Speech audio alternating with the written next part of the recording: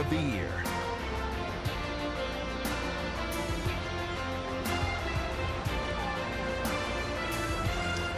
Welcome inside the Rogers Center. It is cold and brisk outside, nice and comfortable inside. David Price urging on his teammates to make it 2 in a row. John Farrell's in his 4th season with the Boston Red Sox. He last managed the Blue Jays in 2012. He won the World Series in 2013, his first year with the Red Sox. And they've got a dynamite team. They showed it last night. Even though they were down by 5 runs early in that ball game, they just kept coming and kept swinging the bats. That was the theme when they came out of Cleveland, where they opened up the season against some very good pitchers. They said they just kept coming. 12 runs in 2 games against Cleveland. They kept it going last night, too. Good balance in their lineup, much like the Blue Jays lineup. Let's take a look at that Red Sox lineup for John Farrell. Top of the order, Mookie Betts, 0 for 5 in the game last night. That's unusual for Betts, especially in this ballpark.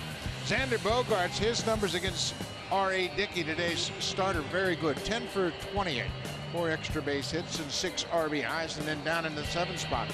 Brock Holt loves this ballpark. He had his first career grand slam here last night. 15 hits in his last 19 games here at Toronto. He also had a career high 5 RBIs in that game last night. He's a good player. He can play anywhere in the outfield or the infield, wherever you need him, and he's always seeming to come up with clutch hits. And R.A. Dickey's going to have to shut down this very good offense for the Boston Red Sox. A good sign last time out for R.A. Dickey in his season debut. He picked up the win. That was that 5-3 win against Tampa Bay back on the 4th. That was his first road win of the season. He did not record his first road win in 2015 until his 10th start last year. And you know what you're going to get with R.A. You're going to get a lot of innings. He led the club with 33 starts last year, 214 1/3 innings pitched. That was his 5th consecutive season with at least 200 innings pitched. So he's going to give you those innings if you need them. Against the Boston Red Sox, he was undefeated against them in 2014. Last year, not so good. 6 starts versus the Red Sox, and he had a tough time with them. He was winless, 0-3, but he did throw at least 6 innings in each one of those 6 starts against the Red Sox. Something to keep an eye on. He gave up 6 home runs against the Boston Red Sox in those 6 starts. Defensively, a couple of different looks this afternoon. Ezequiel Carrera gets the start in left field, taking over from Michael Saunders. Pilar and Bautista center and right, respectively. Darwin Barney makes his 2nd straight start at 3rd base as Josh Donaldson's dealing with that calf muscle. Tulowitzki and Goins up the middle, and Encarnacion back at 1st base for a 2nd straight game. And Josh Tolley, the knuckleball specialist behind the plate for R.A. Dickey. You mentioned Josh Donaldson out. He'll be DH this afternoon. Darwin Barney filled in quite nicely yesterday. Handled a tricky hop to get an out in the game yesterday. You can put him anywhere in the field, I think, and he's going to be fine. The former Gold Glover gets his 2nd start at 3rd base.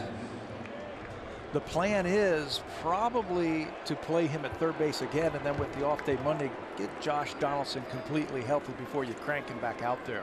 Trying to get in as healed as possible in a short period of time. Hopefully he won't aggravate that calf muscle until he's 100%. This is Mookie Betts, the leadoff man, and he had an exceptional night last night because he went 0 for 5. Betts has hits in 11 of his 14 career games here at Rogers Center. First pitch is outside, and we are underway.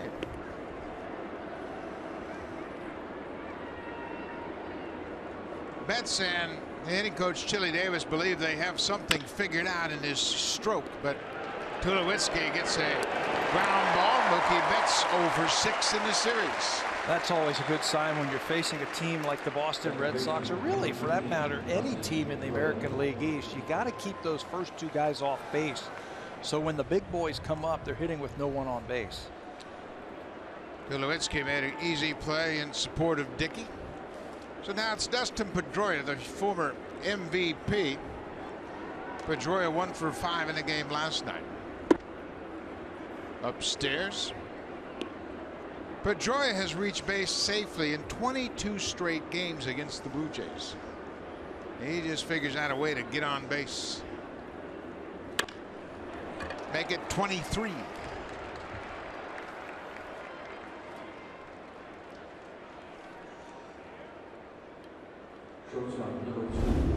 The sloop The slow-mo cam is brought to you by Rogers 4K TV. Get closer to the action 4 times the resolution of HD alone. Rogers 4K TV. So Pedroia's aboard with a single to right. Here's Xander Bogaerts, who got hot last night, 3 for 5 in the ball game last night after starting the season 0-4. Well, what's new for Xander Bogaerts versus the Toronto Blue Jays? He always seems to come up big against them. You know what makes him so tough? How do you defend him? Remember his first hit? Sliced it down the right field line, so if you start shifting over there, he then pulled a ball down the left field line for extra bases. All told, 3 hits in yesterday's game. 0-2, Dickey's quickly ahead. RA is in great shape. He had knee surgery in the offseason, lost a few pounds, really worked hard on rehabbing that knee, and he came into camp in terrific shape. You mentioned the weight loss for R.A. Dickey, and you say, well, what's that going to do? It's going to take the pressure off of that knee. He had a lot of problems with it. He was telling me in spring training it was the right knee that he hurt early on, but he still made all of his starts. It was the push-off knee. Bogaerts foul tipped it. Tolle hung on for the strikeout. You can tell early on what kind of knuckleball R.A. Dickey has, and right now, watch this thing moving all over the place. Straight down, the concentration by Tolle to watch that one right into his glove. He'll throw 2 types of knuckleball, a hard one that he will throw with 2 strikes, and he'll also change speeds with it. That was a good one right there to finish off Bogaerts. No David Ortiz in the lineup today. This is Travis Shaw, who's playing at first base. Shaw was 1 for 2 in the game last night with a walk. He played third base in last night's game.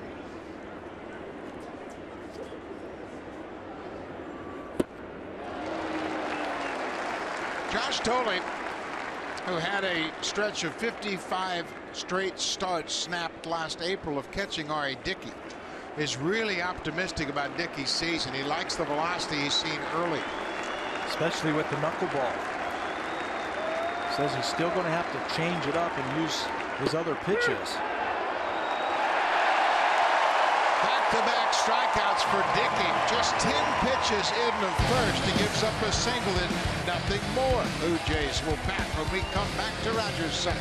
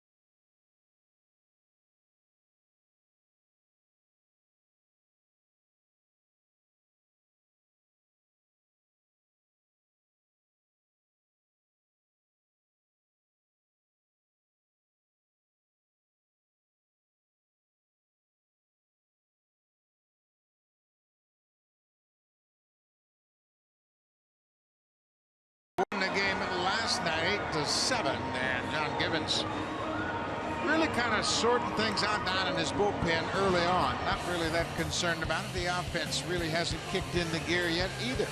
2-3 to start the season. Take a look at the lineup. Josh Donaldson with that grand slam in last night's game. He's got a 5-game hit streak, 3 home runs and 8 RBIs. He's tied for the American League in RBIs. Jose Bautista has put up big numbers against the Red Sox starter this afternoon. Rick Porcello putting a home run and 5 RBIs, 11 hits for Bautista. First start of the season for Rick Porcello. This is his 8th major league season already, still just 27 years old. had an awful 2015 for the Boston Red Sox in 28 starts, 9-15 with an ERA approaching 5. 12 appearances versus the Blue Jays, 11 starts in his career, and hasn't fared much better, an ERA over 5. He's a sinker ball pitcher. He's going to have to get that sinker ball down to be successful. That'll be something to keep your eye on as he delivers the first pitch strike to Kevin Pillar. Pillar was 1 for 3 last night and had a scary at bat in that ball game. Got hit right in the bill of his helmet. Fortunately for Pillar, it came with the bases loaded, and he was okay on top of that. So he got an RBI and had no ill effects from being hit in the helmet. Man, that is scary. But once it happens, once it pops your helmet off and you find yourself A-OK, it's a good feeling. Get yourself an RBI without swinging the bat. 1 ball and 2 strikes to the Blue Jays leadoff man, Kevin Pillar, who tripled and scored in his first at bat last night.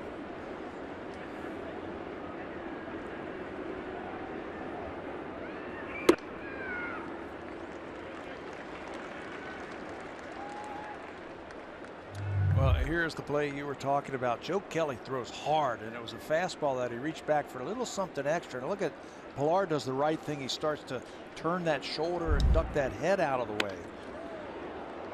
Man, you see that thing coming in that quickly, and you know you're going to get hit. I mean, you stood up there, and when you know you're going to, you just pray that it doesn't hit you in the face. It was really interesting to see his eyes when he recognized the ball was coming at him. And just kind of tells you about when a hitter has to make a decision. There's a good sinker ball, late movement for the strikeout. So that'll bring to the plate Josh Donaldson, and Donaldson had 1 hit, but it was a big one last night. Looked like he was sitting all over this breaking ball from Joe Kelly. He got it out in front of the plate. And let me ask you, were you worried about Josh Donaldson when he didn't hit a home run all of spring training? Nah, not me. That's his 3rd home run already, and he doubles his RBI output from 4 to 8 with 1 swing of the bat.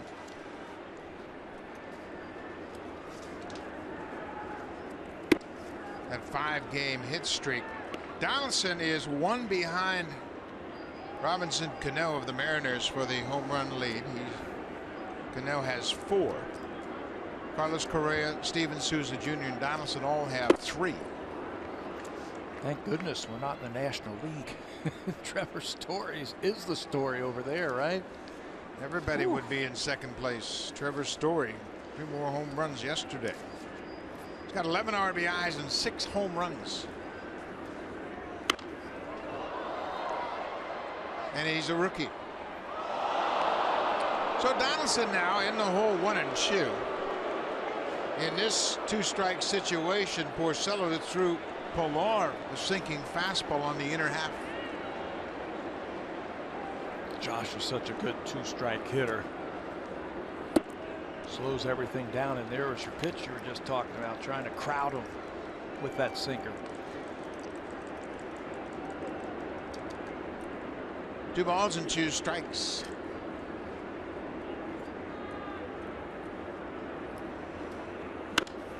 Well, he made a mistake and got away with it. That high sinker. Those are the balls that ended up over the fence last year. Did he ever make a mistake?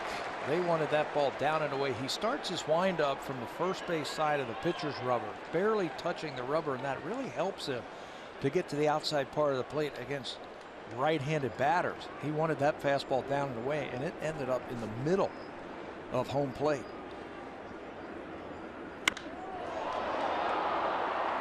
Breaking ball, and he got away with another mistake.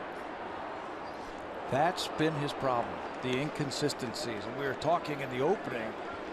We'll know early on if he's got his command with that sinker and the fastball. Spent some time on the disabled list last year, went down to AAA, and when he came back, he was throwing more fastballs, and he was hitting his spots. That's Carl Willis, the pitching coach of the Boston Red Sox.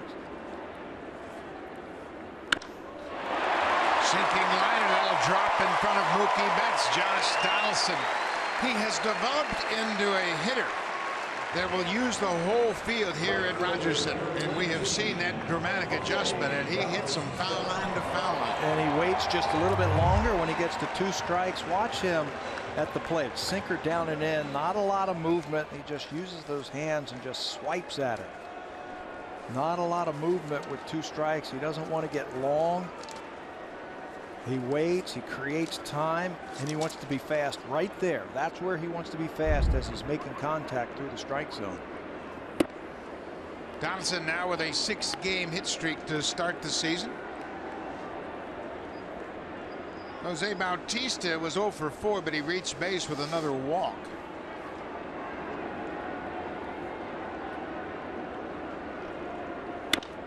Swing and a drive deep to left. Buck Hope back at the wall. Goodbye. Home run. Number 1.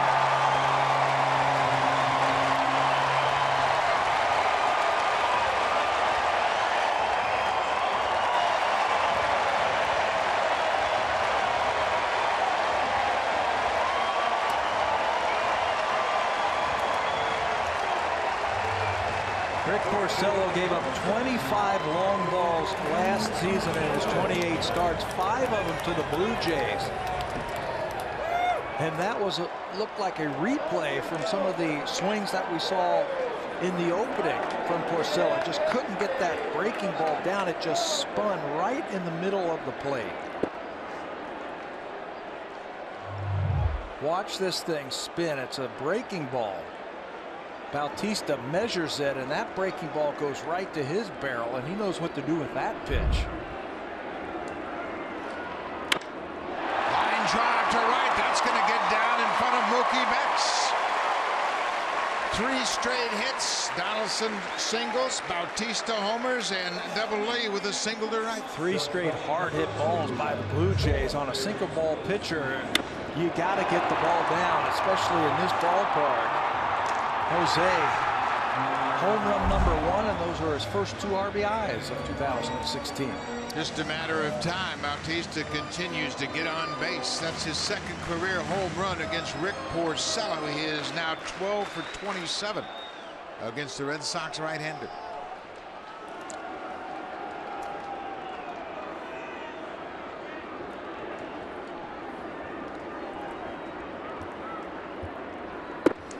This is a real dilemma for starting pitchers. The last thing that pitching coaches say when they leave bullpen, now get ahead of these guys.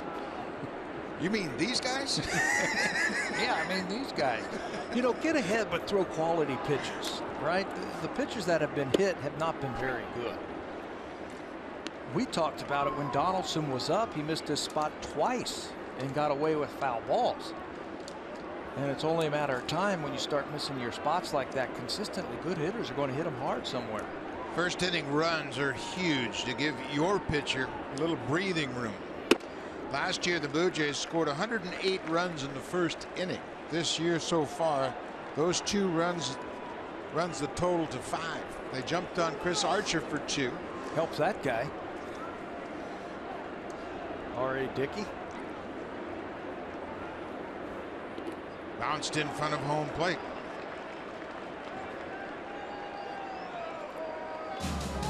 Well, we talked about it in the opening. Here are the numbers for Rick Porcello in his career here at Rogers Center. ERA over 7. Opponent's batting average over 300. And for a sinker ball pitcher, 7 home runs allowed now. He's just going to have to make quality pitches. And you can tell early when a sinker baller's got his good sink to it, and right now we don't see it.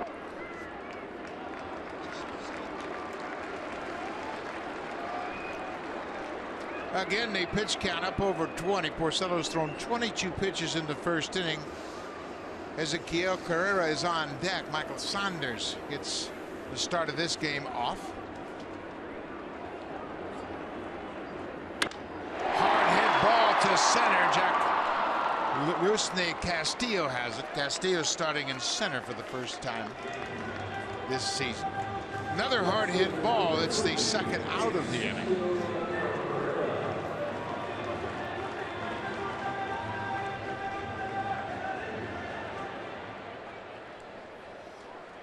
So now Ezequiel Carrera will step in.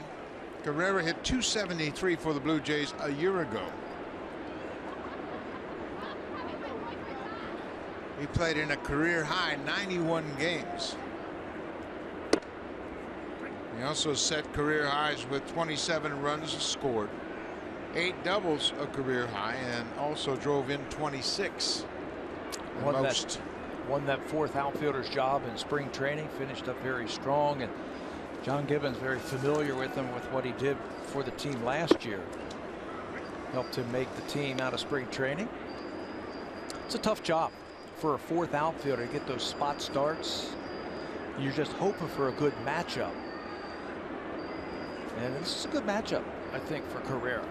Low ball hitter. You got a sinker ball pitcher on the mound. Breaking ball. He gets the strikeout.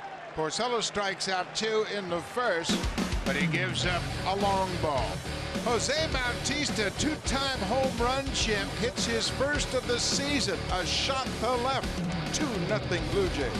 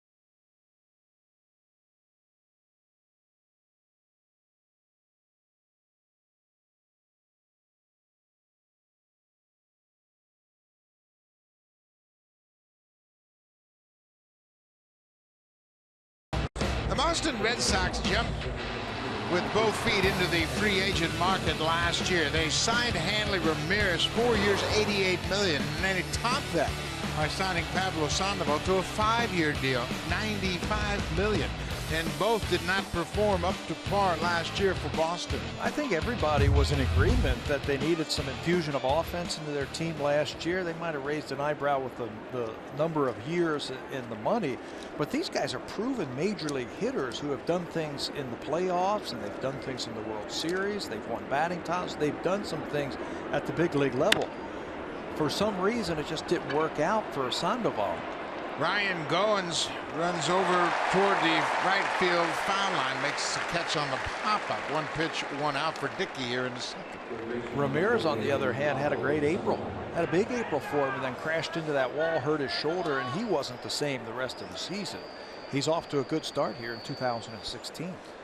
Hanley Ramirez began his career with the Boston Red Sox. Actually, he and Dustin Pedroia were teammates in 2005 in Double-A Portland. Then they had to choose who they were going to trade to Florida for Josh Beckett. Both of them shortstops, right, in the minor leagues? Pablo Sandoval did not play in a game last night. As we mentioned a year ago, 245, 10 home runs, 47 RBIs.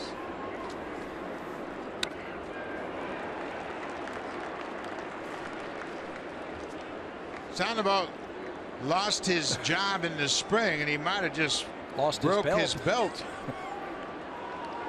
Well, you know, the Boston newspaper is going to play that up. His weight has been a topic of discussion constantly. Makes a big cut, and that belt just explodes.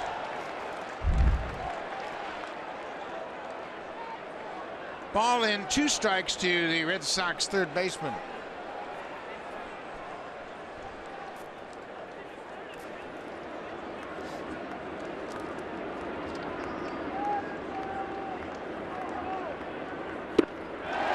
Strikeout for Dickey. That's 3. R.A. Dickey is firing that knuckleball in there And the Red Sox hitters are coming up empty. Boy, one more time, how about the belt just exploding after that swing. We'll have to go back up into the clubhouse, find a backup. 2 down. Here is Brock Holt. He had a big night last night with the grand slam. He takes a first pitch strike. First career grand slam, first professional grand slam for Brock Holt, and a career high 5 RBIs in the game.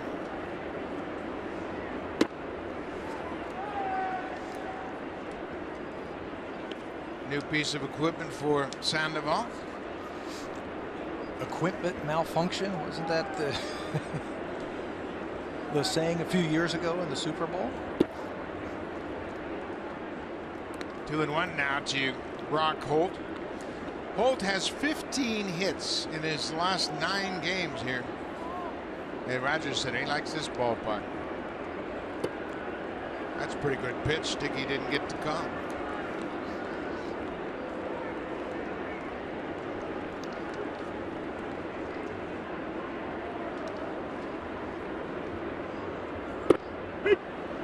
Now it's a full count. Blue Jays lead it 2-0 on Bautista's first home run of the season. A 2-run homer. Bottom of the first.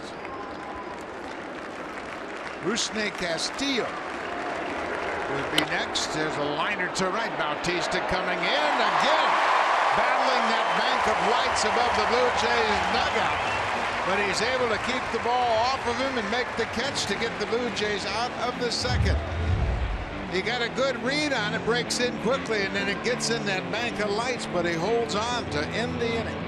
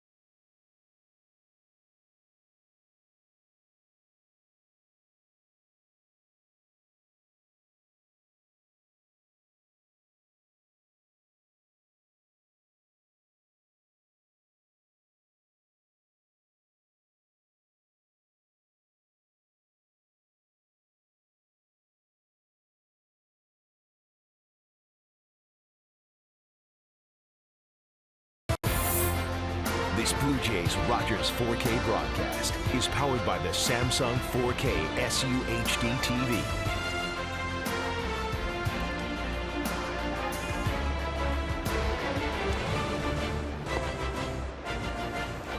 So it'll be the bottom third of the Blue Jays lineup here in the second. Goins, Barney, and Tolley.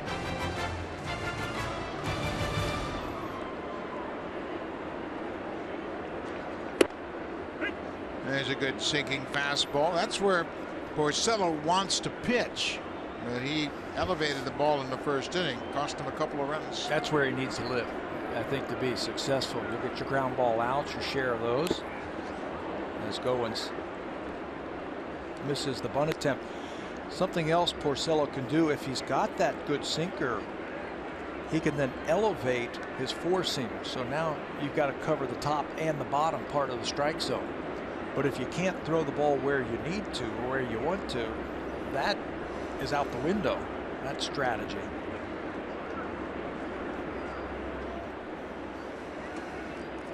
Swihart and Porcello having trouble deciding where they want to try to finish this at bat.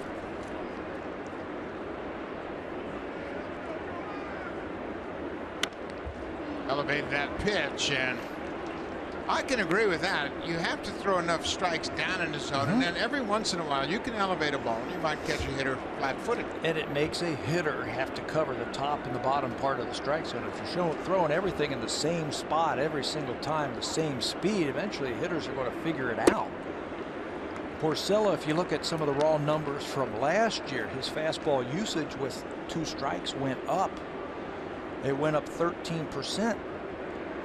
So since he came back from that stint in the minor leagues after the DL, started using his fastball a little bit more. Nice play by Porcello. Hot shot right back to the mound. Goins is out, 1 down. Take a look at the rest of the defense behind Rick Porcello. Brock Holt starts in left field for a second consecutive day. Rusney Castillo is in center. Mookie Betts is in right. Sandoval, Bogarts, Pedroia, and Shaw from third to first. Travis Shaw played at third last night, and Blake Swihart, young catcher, made his debut last May. You got a quick shot of those two. They spent a lot of money for Castillo and Sandoval. This is their first starts this season. Sandoval over at third base and Castillo in center field. When spring training started, I think everybody figured that those two were going to be spots. They were going to be in the lineup, but they did not have good camps and lost their jobs in spring training and now get their first start. Bouncing ball to third. Sandoval throws one high and pulls Shaw off the bag. You can see he really took a lot of time. His head was thinking about this throw, and he airmails it at first and pulls Shaw off the bag. Credit Darwin Barney for running down there hard the whole way. It was a one-hopper right at him, and you're right, he had too much time to think about it. One hopper, he gets there, makes the catch, and then a little bit too high, and that one, no one's going to challenge that one. As you can see, Shaw is off the bag. Does everything right except the release. That's Dave Dombrowski, the president general manager of the Boston Red Sox. Well, he knows you start making errors at the bottom of the lineup and turn this lineup over, give the Blue Jays too many shots each inning, could be a long afternoon. He knows the value of pitching and defense. Dombrowski, the general manager of good teams in the past. He won a World Series in Florida early in his career. Took the Tigers to the World Series. And when you have a sinker ball pitcher, you better have a good infield behind him. And they had a great one in Miami. Remember that? The Marlins, the team that won the World Series, they had one of the best defensive teams in baseball. Mike Lowell, Alex Gonzalez, Luis Castillo from third to second, and Derek Lee at first. I believe he could really play first. Their catcher was okay too. Hutch, he was all right. Josh Tolley hit a home run in his only other start this season. That came in Tampa.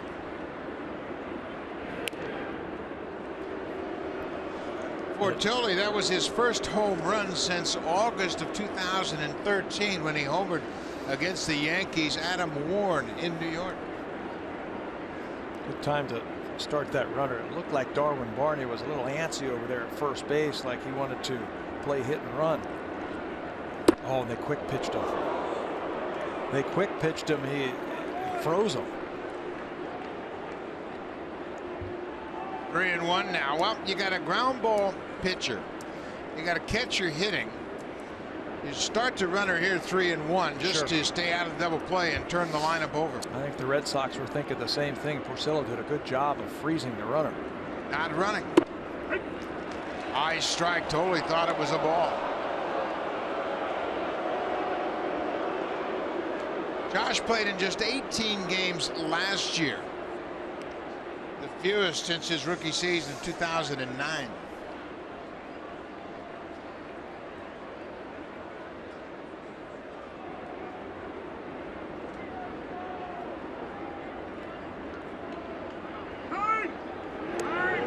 You see, Porcello wasn't going to throw a pitch. He wanted Barney to make a move at first. Totally asked for time.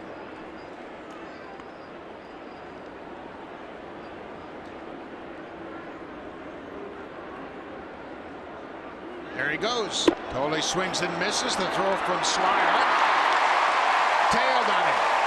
It took Bogarts away from the bag, and Barney picks up the stolen base. His second of the season. He's only played in 3 games. He's got 2 stolen bases now. Blake Swihart threw out 24% of the runners last year. This is a place of improvement that he needs to. They just start the runner just to keep out of the double play, but when that throw sails on him, this will show it right here. Watch it. It's heading there, and now he's got the little sink to it.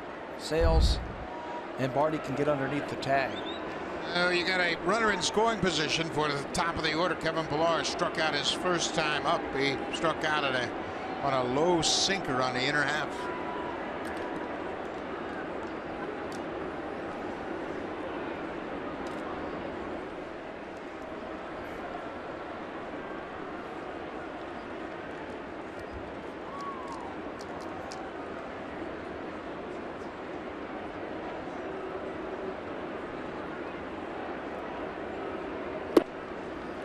Well, you can see that pitch out of his hand. He really slowed his delivery down to throw that curveball. Hitters will talk about that a lot, about being able to see the hump in the ball, or the pitchers will do something that'll tip off what pitch is coming. Pillar took it like he knew it was coming. Ball on the strike.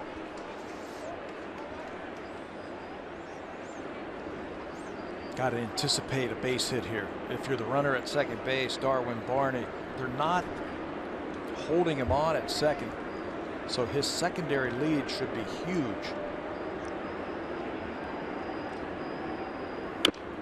There's that sinker ball, and a nasty one.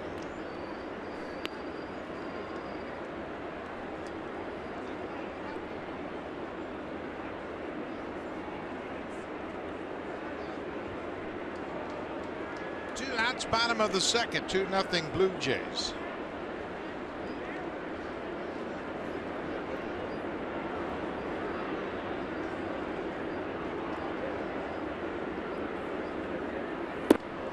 Pillar waves at that pitch outside. Another strikeout for Porcello. Through 2 innings, he has 4 strikeouts, but he trails the Jays.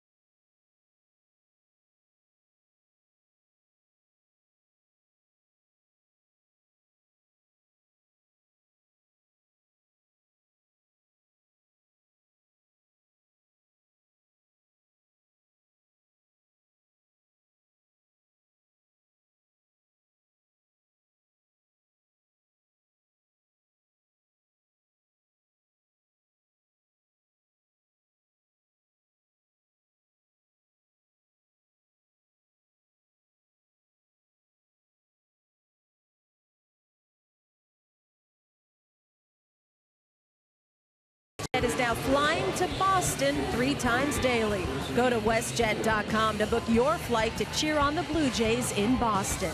WestJet, proud partner of your Toronto Blue Jays.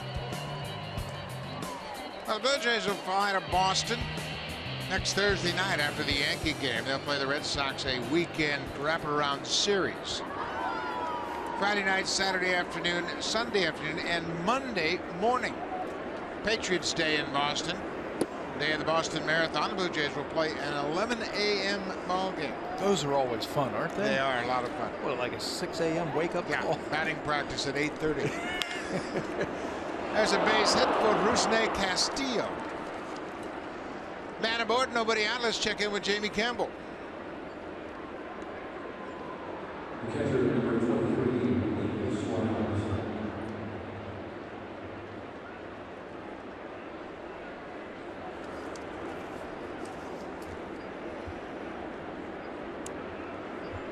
Thank you very much, Jamie. The Tigers off to a good start. 3-0 so far this season. Miguel Cabrera with his first home run of the season in last night's game. Yesterday went opposite field. What's new? Yeah, did you see that? The home run? It looked like he barely swung at that pitch. Is he ever going to get old? Well, he started so young. How old was he? 20 years old when he came to the big leagues? Might have been 19, yeah. This is Blake Swihart. He's a switch-hitting catcher. Made his debut last May. Came up, played against the Yankees in his first game. He was a first-round pick in 2011. You know, the Red Sox, they get a lot of attention because of their free agent signings. But they had all 4 of their first-round picks in 2011 make contributions last season. They did a terrific job of drafting and developing. Matt Barnes, who we saw last night. Blake Swihart was their 26th pick overall. Henry Owens pitched for them last year. He was 36. And Jackie Bradley Jr. was 40. Not too shabby.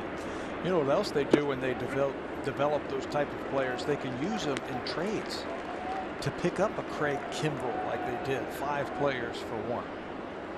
The Red Sox were the only team in the majors with 7 picks from their 2011 draft to play in 2015. 7 of them already. Wow. Noe Ramirez, Mookie Betts, and Travis Shaw all came out of the 2011 draft. Wow. What a productive draft for the Red Sox. Dickey allows the first 2 to reach, and that'll turn it over to the dangerous Mookie Betts with 2 on and nobody out. Well, you know what? When you have that many draft picks, and think about it, they're position players. Barnes is a reliever, Owens is a starter, but the rest of them, well, Ramirez is a reliever as well. When you have young position players that you've drafted and developed, that bodes well for your long-term future.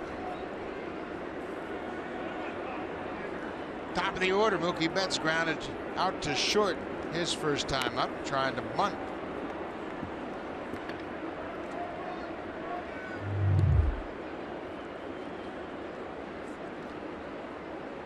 Pablo Sandoval had a neck problem in spring training. It looks like he's trying to get that knot out of that neck muscle, rubbing that baseball over the top of it. Players used to do that. Remember Coke bottles? You used to take a Coke bottle and roll it on your neck. Dickey throws it away. Castillo's going to go to third, and Swihart moves into second. R.A. Dickey uses that inside throw, and that time it cost him an error. A Gold Glove winner in 2013. Dickey threw that one. No chance for Tulowitzki. Yeah, he's going towards the bag. Tulowitzki, and the throw is back where he came from. It's a daylight play, where if a shortstop feels like he can slide in between the runner and the bag, if you see daylight, just throw the ball to the bag. That is awfully tough for a pitcher to turn around that way and throw the ball accurately. So it costs him a couple of bases. Well, it gets the Red Sox out of a double play situation. Still nobody out.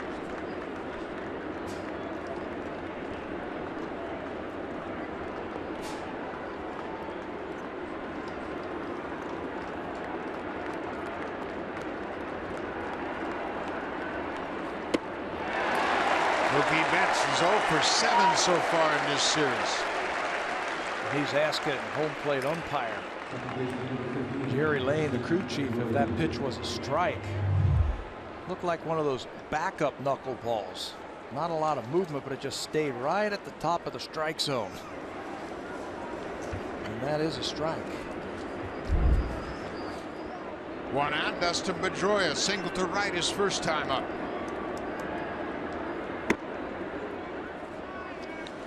Dickey has the ultimate confidence in Josh Thole in these situations. He has thrown to Thole so often, he really trusts him, and Dickey will go ahead and turn that knuckleball loose, not concerned about ball getting away. Yeah, you better have a lot of trust with the runner at third base of catching it. Got that quick glimpse right there. We're going to have to find out about that. Russell Martin's catcher's glove is being used by Josh today. Look at that. Got a little bit extra padding in it. It looks like a hybrid first baseman's glove with that big hinge and a big pocket. Kind of like a glorified softball catcher's glove. It's very light, very thin. Russell probably gift wrapped it for Josh. You can have it. I hope I never use it.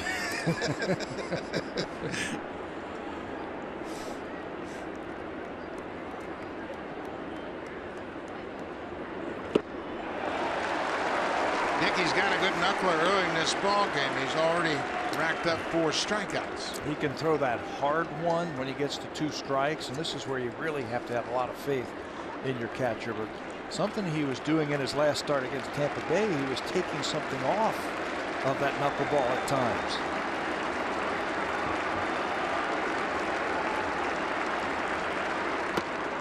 Does Thole have a sign for the different speeds for the knuckleball? He does have a sign for the hard knuckleball, and he's got a sign for the soft knuckleball, but he doesn't want to call it because he wants R.A. Dickey to just have a feel. Just throw me the knuckleball, and if you feel like letting off of that ball just a little bit, don't worry, I'll be able to catch it. On the ground, that'll get a run in. Pedroia slapped it to second. Castillo comes in to score. It's a 2-1 ball game. So Pedroia picks up the RBI. Infield's back, put the ball in play, cash in a run. Well, they take advantage of an error by the Blue Jays. Good teams take advantage if you give them errors like that. Now, after the strikeout, if the ball doesn't go into center, it's first and second, 1 out, ground ball to Goins. You're out of the inning.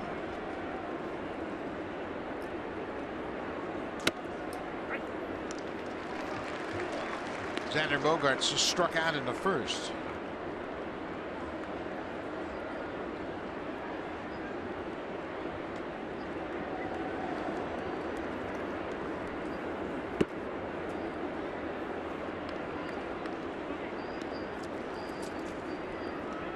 Bogaerts is from Aruba.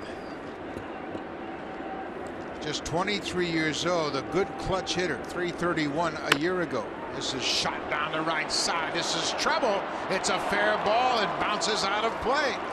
Pat, you talked about Bogaerts, how difficult he is to defend, and he shoots one down the right field line. Not only defend, but how do you pitch to him? When you can take a pitch like the last one we just saw from R.A. Dickey, and instead of pulling it, you stay inside it and you hit it right down the right field line, right off of the chalk. Watch where this pitch is from Dickey. Knuckleball up, and he slices that ball inside out, and you can't defend every part of the baseball field. And when you've got a guy like this who takes that ball from the inside and up, and he shoots it down the right field line, you just hope he hits it at somebody. He's good. He's going to be a good hitter if he isn't already. Hit 320 a year ago. Travis Shaw cuts on the first pitch. Well, we talk about the Blue Jays and their ability to turn the lineup over. It was 8 and 9 that got this inning started. Rusney Castillo single to left, and then Swihart walked. The top of the order does its thing. And I guarantee you the at bat that RA wants back is the walk to the number 9 hitter. After the single to Castillo, he ended up walking Blake Swihart. That really set up this whole inning.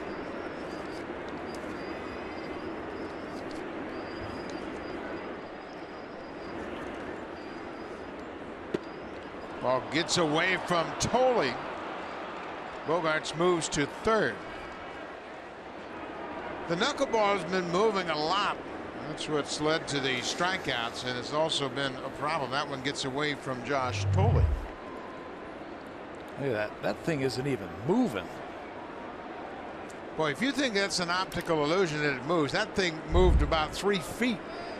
but there was no spin on the ball. That's the ideal flight of a baseball. That knuckleball with no spin.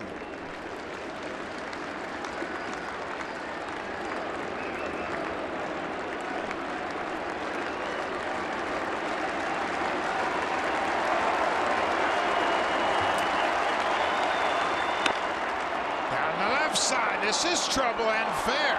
And it bounces out of play. Back-to-back ground rule doubles as Travis Shaw has given the Red Sox the lead. Pretty good approach by the Red Sox here in this inning against R.A. Dickey. Take it the other way. It's like Xander Bogaerts. You can't defend him when you hit it from foul line to foul line. Travis Shaw is a good hitter too. We talk about all these great young hitters that the Boston Red Sox have, and we neglect talking about Travis Shaw, but he can hit. This ball he's going to keep fair down the left field line. He's going to pick up the RBI, his first of the season. Shaw drove in 47 a year ago. He had an impact. Actually, he drove in 36 runs with the Red Sox. 13 home runs, 36 RBIs.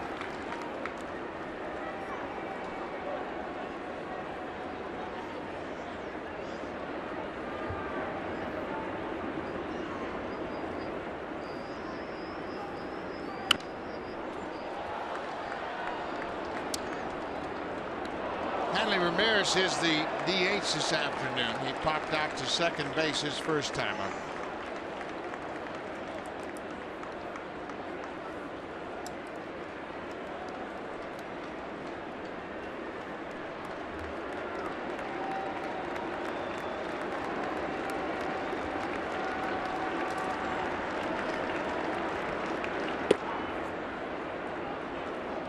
Just a bit outside. It's 1-2 now. 78 miles on that knuckleball. That is right around where you're looking for Dickey. If you can get it right around the 80-mile-an-hour range.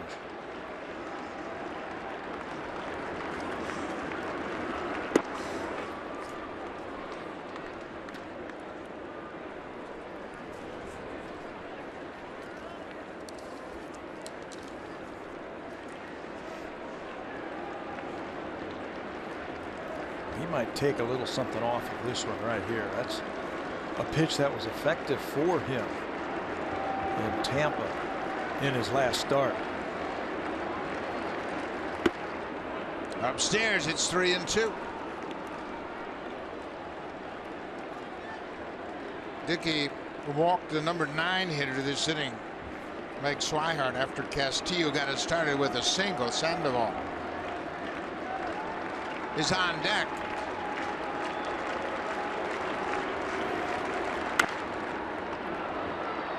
Pat, it's interesting. This is the 6th game of the season. And you see the crowd looking like this is the final week of the season. We're going to miss the playoffs. You know, you have to keep telling yourself it's such a long season, isn't it? Well, I think they had memories of October and they wanted to carry that magic right into the start of this season. But it's a good ball club, folks. They're just getting their feet on the ground. Popped him up. Center fielder Kevin Pillar jogs underneath it. The inning is over, but the Red Sox score 3 in their half of the third, and they've taken a 1-run lead.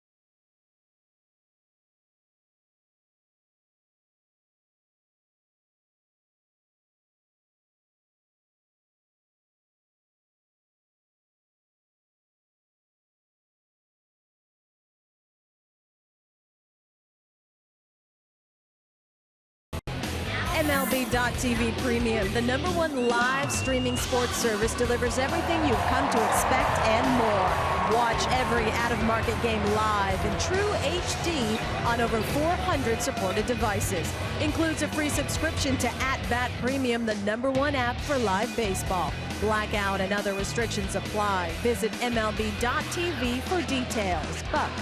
Thank you very much, Hazel May. It is a beautiful day outside and a very comfortable afternoon inside at Rogers Center. 2, 3, and 4 for the Blue Jays here in the third. They trail by a run. Josh Donaldson singled and scored on Bautista's first inning home run.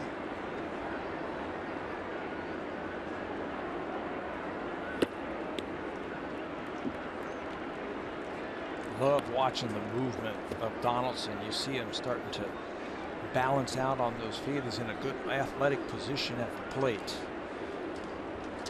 When he starts bouncing like that, starts to get his timing down. There's a lot of movement in his approach, and it works for him. And you can see it's just almost rhythmic. Drilled to left field. Donaldson broke his back. He's got that bad calf. He's going to try for 2 to makes it. How can you hit a ball that hard with half a back? With a broken back. That ball, if not for a great play by Brock Holt in left field to cut that ball off, that ball's all the way to the wall. 3-0, they give him the green light, and he smokes it with that broken bat. And now he's thinking too right here. Now, how far can I test that calf? Right there, he finds another gear and gets into second base, but that bat shatters, and the ball goes all the way to the wall. You can see he was really paying attention to his body when he got to first, just wondering if that calf was going to hold up. 2 for 2 for Donaldson. Here's the home run hitter, Bautista.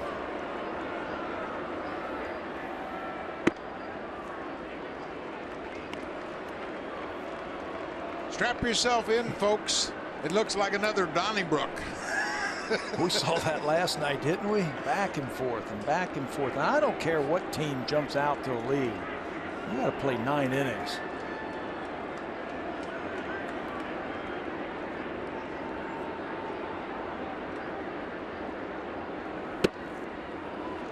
Tell you, they are at such an advantage, the Blue Jays, when they get that pitcher in the stretch, don't they?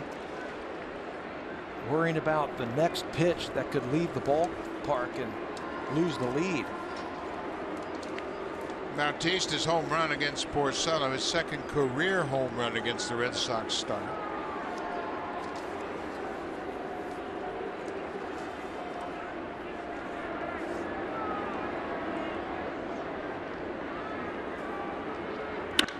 Swing and a drive. This ball is hit a ton and gone. A 2-homer day.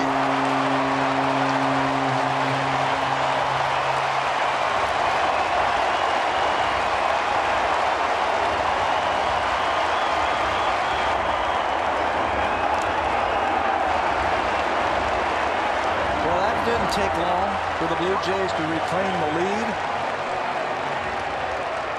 That's the thing, you get them into that stretch position and you look at their body language, the pitchers in their face, and it's almost like they're saying, gosh, if I make a mistake here, I'm going to be down. And that's exactly what happened one more time with Jose Bautista. Spinning, breaking ball, almost the exact same type of pitch that he hit out his first time up. Stays in the middle of the plate, and Jose grits his teeth and lines it out of here.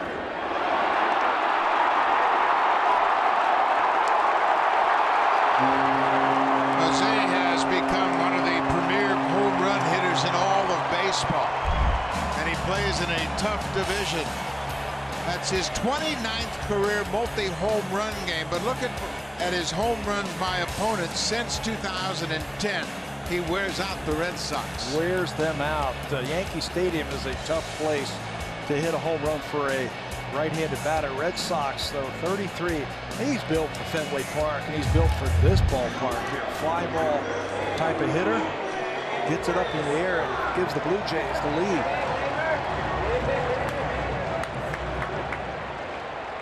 Edwin Encarnacion laced a single to right his first time up.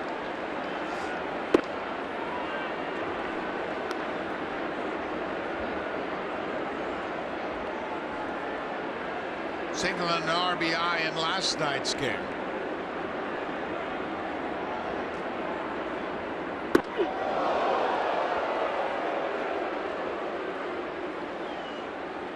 Just so he doesn't get too comfortable. And there he runs that one up there. Sinker, you see him get underneath that ball? Got underneath it, and that's why that thing took off on him. What do you mean by underneath? Well, his hand position got underneath that ball. Good sinker pitcher gets his hand on top of the ball and really drives it down. 2 balls and 2 strikes. Nobody out. Blue Jays have retaken the lead here in the bottom of the 3rd.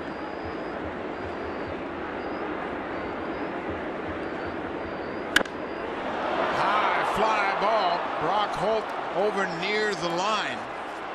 He is there, and Encarnacion is the first out of the inning. You know what, as a pitcher, when you're pitching against the Blue Jays, you can't worry about the results. All you should have to worry about is executing. If you execute, you're going to get outs. I think a lot of times they worry about the results. If I make this pitch right here, I can keep it in the ballpark. You know, that type of thinking, instead of thinking, okay, I got to execute. I got to throw this pitch where I need to. Yeah, you make a great point. If you think about the overall picture, okay, if I make enough good pitches in the zone, I'll be all right. As opposed to thinking, I got to make perfect pitches to Troy Tulowitzki and get him out. That's impossible. You can't do it. Ball is up in the zone and popped up. Shaw, the first baseman, right on the edge of the dirt. Rick Porcello didn't fare well in the spring. He made 4 starts in spring training, a total of 15 2/3. And look at the numbers, 29 hits in 15 2/3 innings. That is not going to get you off to a good start if you're thinking about those type of numbers, a 408 average. He also faced the Tampa Bay Rays minor leaguers in a game. Did give up just 1 run and had 8 strikeouts in that game. But you can see it when we show those slow motion pitches, how his hand is getting underneath the ball. And for a sinker ball pitcher, that is not a good thing. That's a good one right there because he stayed on top of it.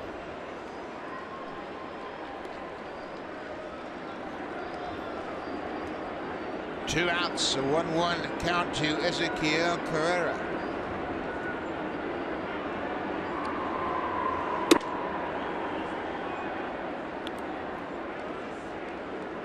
Porcello for his career of 4-7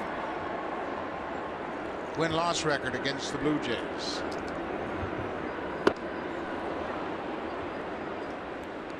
He has now allowed 11 home runs in 13 career games against Toronto.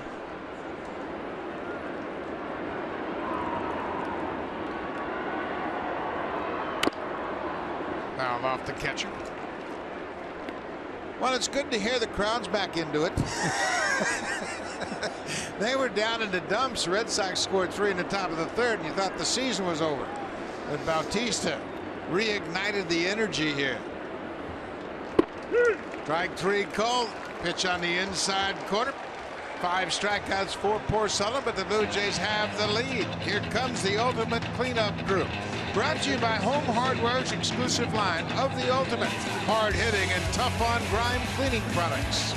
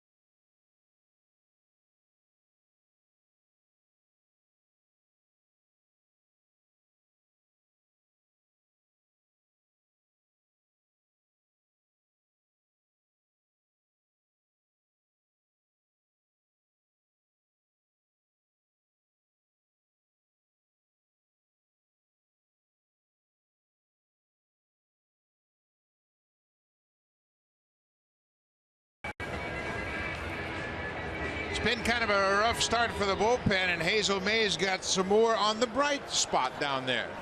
That's right, Buck. Joe Biagini made his major league debut last night in the 9th inning, and he told me that he always imagined that moment, what that moment would be like, but he said it's never really what he thought when it actually happens, and said it was actually better than what he had envisioned. He faced the Red Sox 3, 4, 5 hitters. He retired them all, including David Ortiz, for his first major league strikeout. Now, if you remember, he also struck out Ortiz in a game back in Montreal. I asked him what the secret to facing Big Papi was, and he said he really sticks to his strength. He keeps it as simple as possible and gets into a rhythm. He treats Ortiz like any other hitter.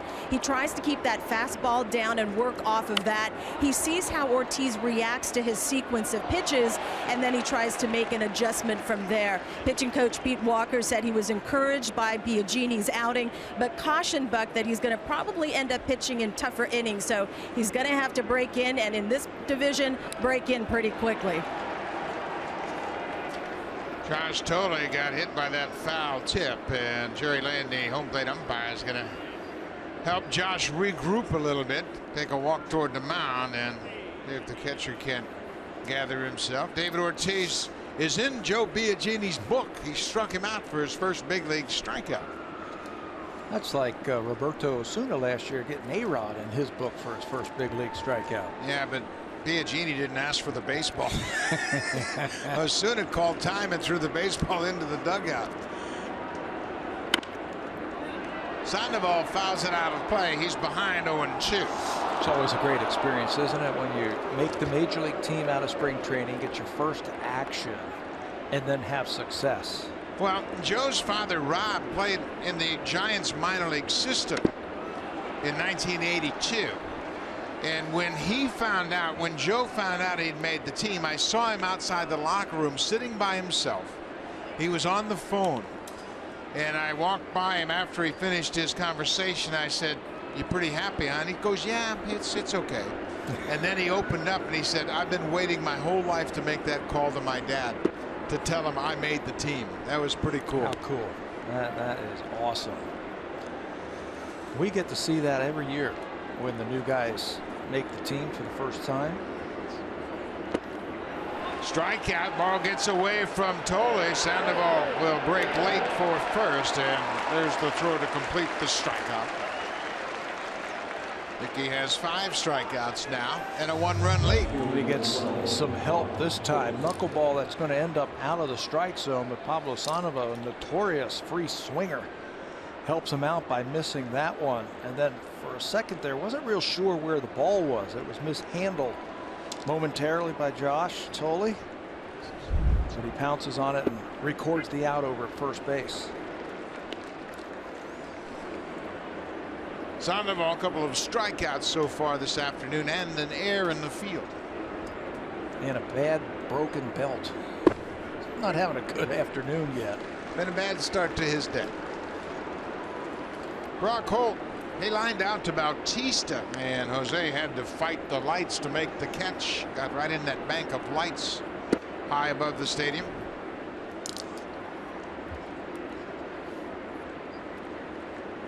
Jose's had a couple of those already. Those line drives, a low, about a medium height line drive will be that ball that is a problem, and Brock Holt, he's going to make first. So that knuckleball has been dancing all afternoon. This one gets away from Josh Tolle. It's a strikeout and a wild pitch, I would assume. See the difference in the reaction this time. Brock Holt aware as he comes up empty, and then right away takes off. Josh looks into his glove hoping to see the baseball, but it's off the heel of his glove. Yeah, Tolle is charged with a pass ball, and that's the right call, but another strikeout for Dickey. Rusney Castillo started the top of the third with a single to left.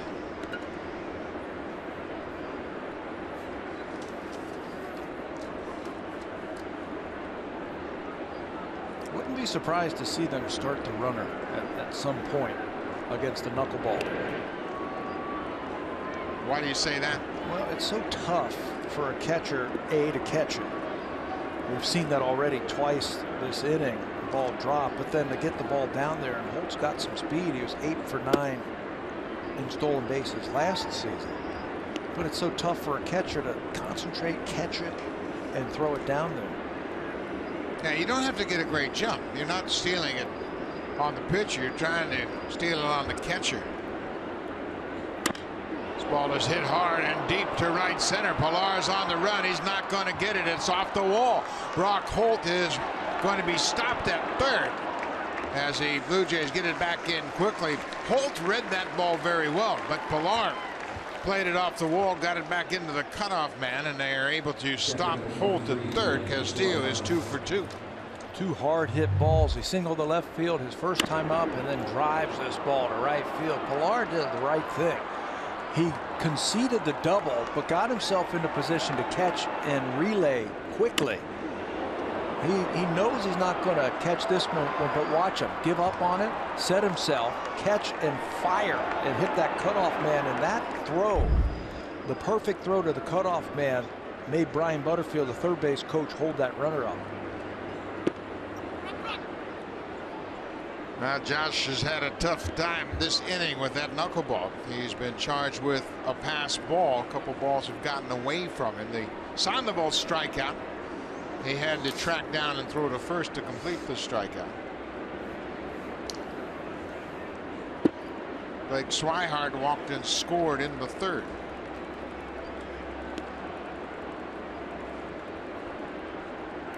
Back and forth affair so far. I'm glad the Blue Jays have the last at bat, because you can just feel it's one of those afternoons. There's a fly ball that's going to score a run. Holt tagging at third. Castillo makes the catch. Castillo is trying to tag up. Carrera caught it, and Castillo at second tagged and advanced to third. It's a tie game. Swihart with a sac fly. You know, that was interesting because Darwin Barney was set up to be the cutoff man towards home plate. Carrera was conceding the run and gave it a shot at third base, and Barney had to hustle back to third. Watch it one more time. You see him setting up as the cutoff man, and now he's got to get into position to receive that throw. That was really interesting, and Barney's making just his 6th start at third. Now Tulowitzki and Barney are talking about that situation. Blue Jays might be looking at the review here, and they're going to wave it off. But Tulowitzki had broken over toward third. Barney set up as the cutoff man. The ball was too deep. Yeah. Especially this point of the ball game. But Barney, watching him on that replay, he was alerting him that he was tagging up at second base, that Castillo was tagging up, so he knew he was coming. 4-4 game. That could turn out to be a big 90 feet for the Red Sox, the way that knuckleball's dancing.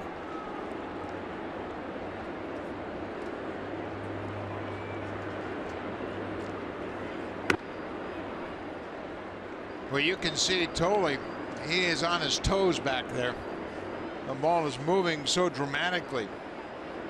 He's had one clank off his glove. He's been charged with a pass ball in this inning. And believe me, it's moving a ton. It's really kind of interesting that the Red Sox would score 4 runs on 5 hits, but they have 5 strikeouts, and the knuckleball is dancing as good as we've seen all spring. 6 strikeout.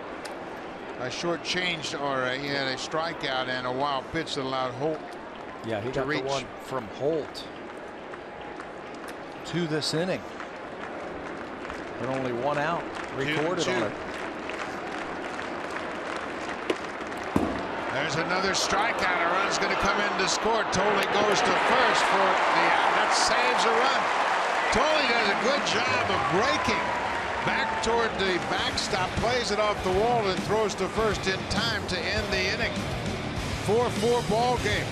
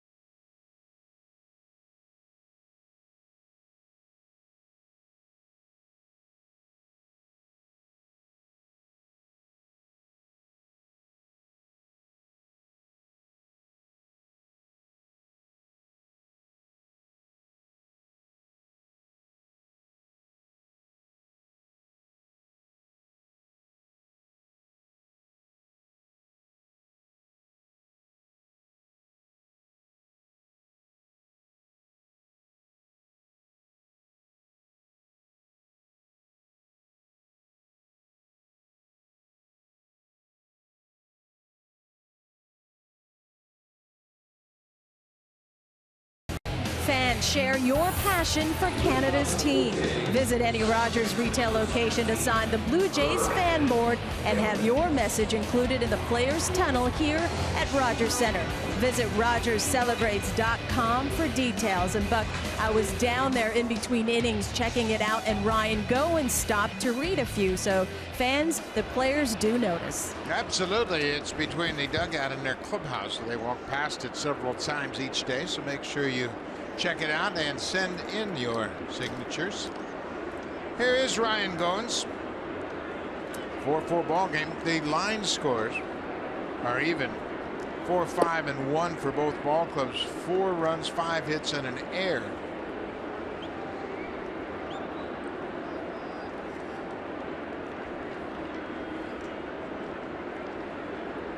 Goins bounced out to the pitcher his first time up.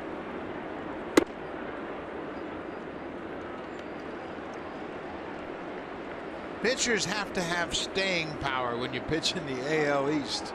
You can't worry about your ERA. You just go out there and try to pitch deep into the game. Execute. Make pitches. The longer you stay on the mound, the better chance you have of your team scoring you some runs.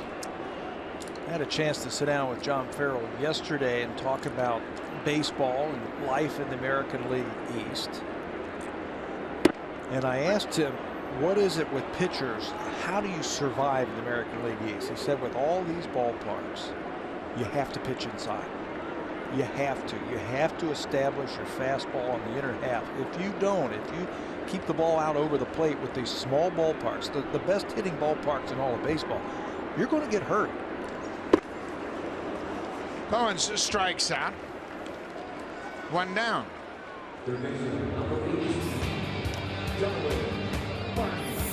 Save during the homeowner sale only at Home Hardware and Building Center locations. Homeowners helping homeowners with expert advice.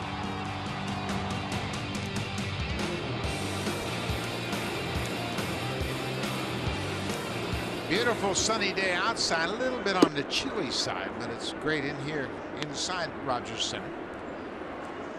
Darwin Barney reached on an error by the third baseman and picked up a stolen base back in the second. It's a high breaking ball. You don't want to throw that up there. No, not to the big guys. I agree with what Farrell was saying about pitching inside. You know what else you have to do? I think you have to be able to throw ground balls. You have to have sink. It's a fly ball to right. Mookie Betts ranges back and makes the catch. Well, I think the one thing that has hurt pitchers is the fact that everything has been legislated against them. It goes back to '68 when they lowered the mound. The strike zone got smaller. The ballparks have gotten smaller. You can't pitch inside. If you hit somebody, they throw you out of a game. Plus, batters wear body armor now. They hang out over the plate. They're not afraid of getting hit. They're not afraid. I mean, you got elbow pads, you got shin pads, you got all these pads that protect the hitters. That if you happen to hit them, and that's what he was saying. He said if you throw inside and you have to establish inside, if you hit somebody, hey, you hit somebody. That's just the way it is. That happens. There's a good curveball. 0-2 to Josh Tolley.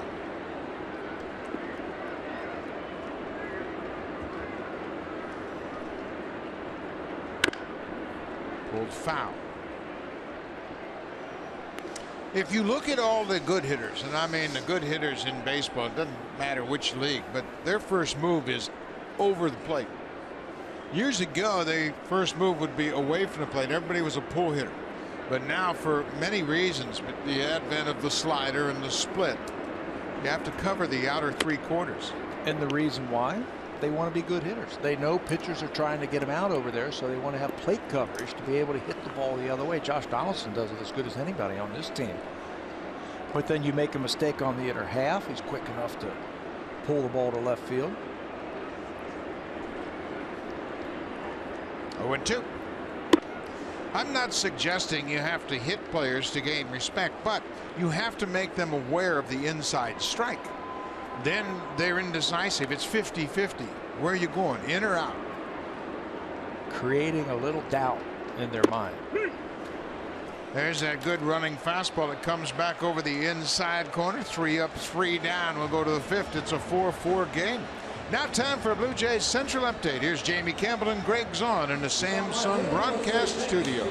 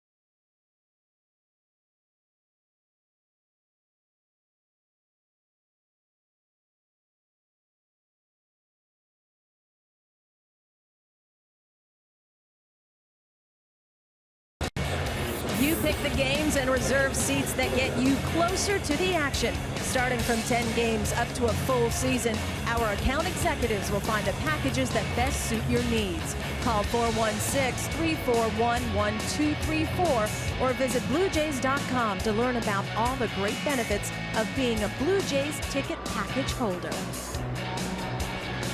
Thank you very much, Hazel. A great opportunity for fans to become season ticket holders and be part of this great crowd, be part of the action. We got a lot of action today. 8 runs on 10 hits, and the pitchers have combined to strike out 14. Dustin Pedroia sends one to center. That'll get down for a base hit.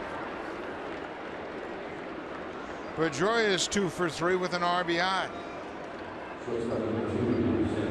Does such a good job of waiting back on that knuckleball. Doesn't try and do too much with it. He just cares about getting hits, doesn't he? He wants to get on base and he wants to help his team win. He doesn't care how he does it, but you're right. He gets a lot of hits. He's reached base against the Blue Jays in 23 straight games. He had a great line to you and I when we were in Montreal trying to get into the stadium, and they didn't recognize him up there, and they wouldn't let him in. They said, well, who are you? He goes, I'm the guy who's going to be getting all the hits this afternoon. That's who.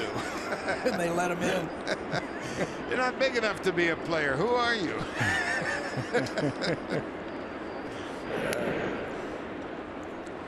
He, like Marcus Stroman, has had to deal with that his whole life, and they just believe in themselves.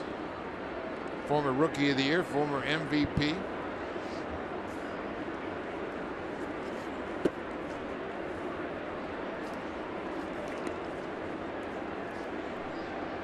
Danny Bogaerts doubled, drove in a run, and scored a run in the 3rd.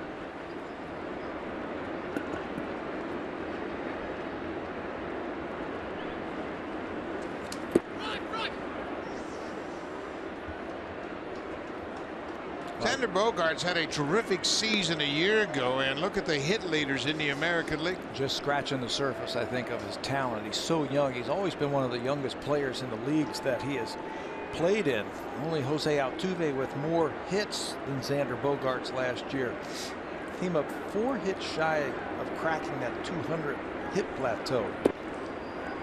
He takes ball 4. Just the second walk issued by Dickey in the ball game, but it comes at a bad time, middle of the order in the 5th inning. And now the cleanup man, Travis Shaw, who doubled in a run last time up.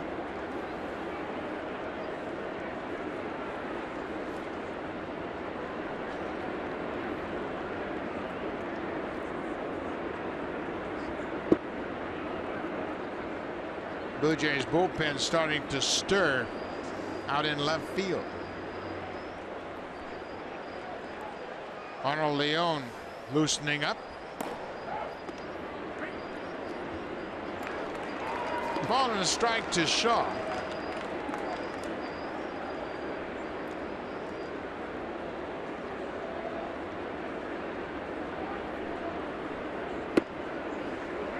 That's strike 2.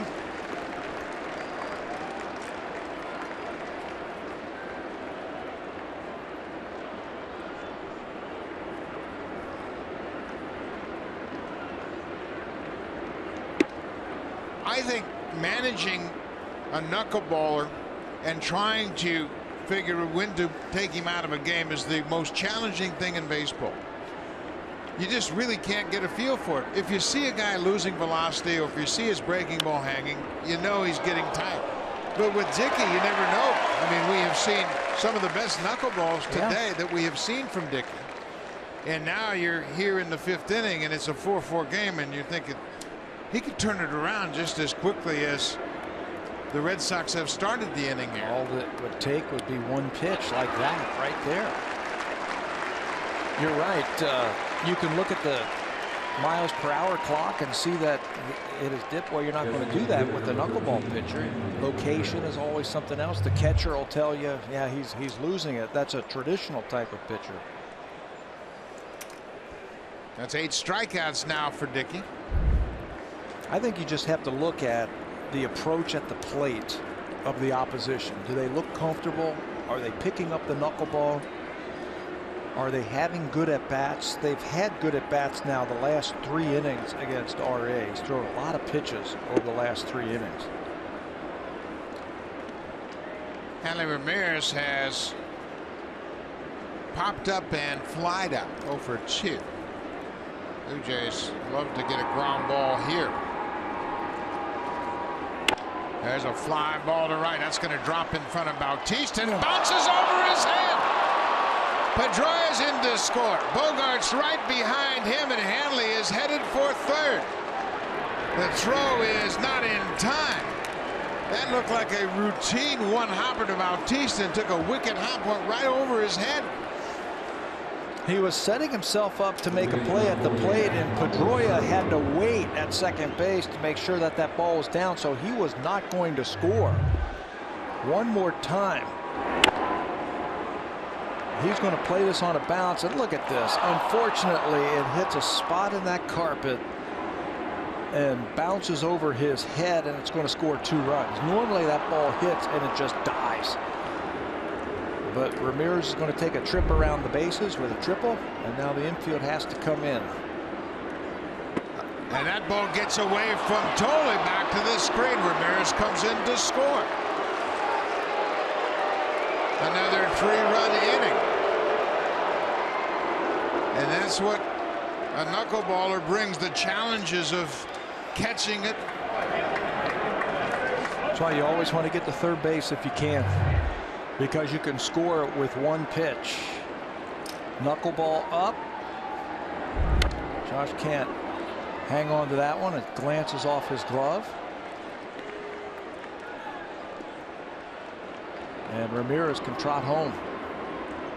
7 runs in the last 3 innings for the Red Sox.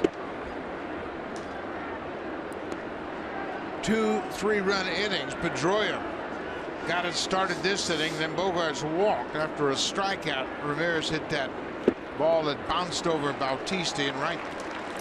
It looked like a one-hopper to Bautista. The runners had to hold up to make sure it wasn't caught, and then took a nasty hop over the right fielder's head. Sandoval strikes out. 3rd time he's gone down swinging. You know, that's why if he holds that ball, if he's able to keep that ball in front of him, you got the bases loaded, 1 out. Sandoval come up. He struck out 3 times now, and you can get out of this inning with nothing happening.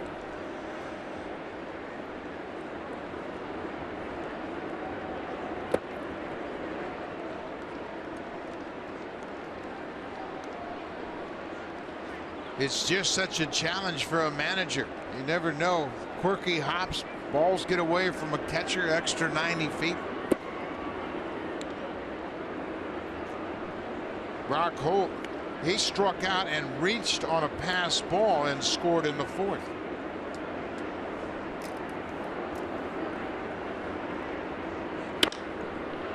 That's a base hit inside the bag. He's headed for second. Carrera will throw it to third as Brock Holt gets to second base. He continues to gather hits against the Blue Jays.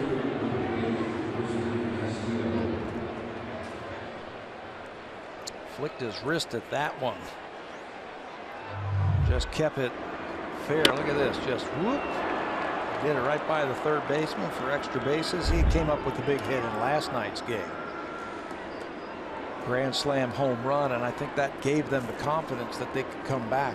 It made it a game. It made it 7-6. 8 hits, 5 extra base hits for the Red Sox.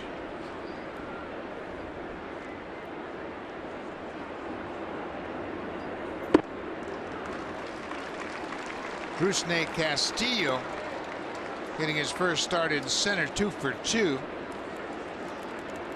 He has scored a run.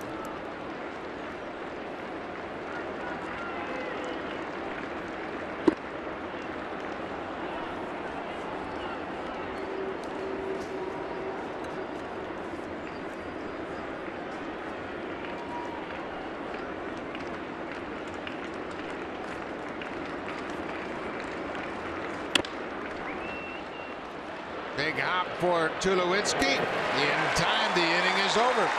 But the Red Sox score 3 for a second time in this game, and they've taken a 7-4 lead.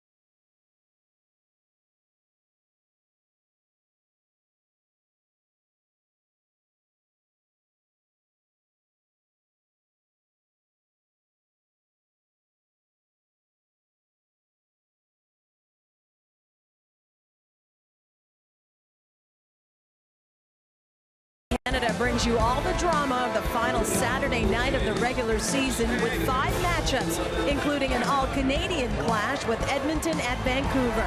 Calgary visits Minnesota, and Toronto is on the road in New Jersey. We also have the Lightning in Montreal and the Jets in LA. That's tonight on Hockey Night in Canada. Hockey regular season is winding down. Make sure you check it out. 7-4 Red Sox, bottom of the 5th inning. Back to the top of the order for the Blue Jays. Kevin Pillar has struck out twice. Blue Jays 7 more strikeouts this afternoon. Porcello's not really known as a strikeout pitcher, is he? Not at all. I didn't think so. What's up with the strikeouts? That I don't know. Last season, he picked up his pace, if you will, Porcello, in strikeouts. That ball sliced back to Castillo. Pillar hit it hard, and it had just enough tail to run back to the center fielder. He had 52 in his last 7 starts, as you see Tolley and Dickey conferring on the bench. They're talking about the bouncing ball that got over Bautista's head because Dickey was running to back up a base. He didn't see the play. And you can see Tolley say he had no chance. Ball bounced in front of him and went straight up.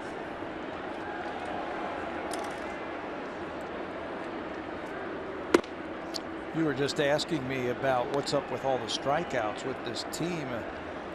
I think it's early in the season. I think it's partly have to do with the great pitching that they have seen as that ball is lifted to center field. And I think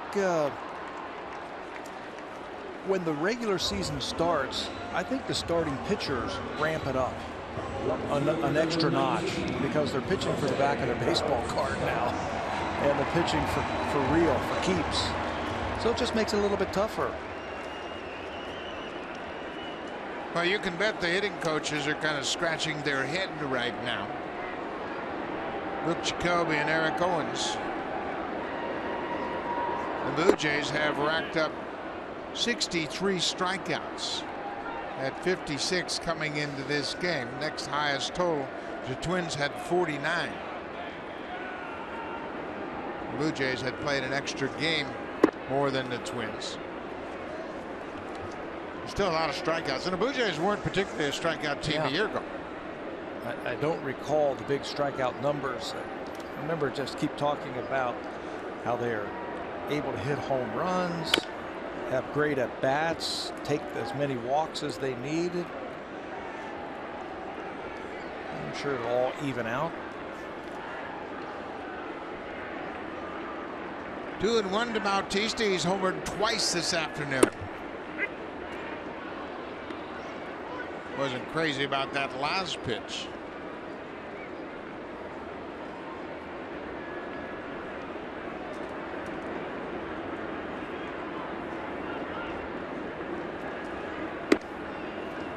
That breaking ball just missed the inside corner.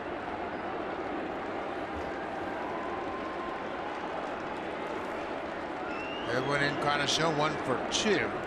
Here's the 3-2 pitch. Ball 4. Bautista's been aboard all 3 times.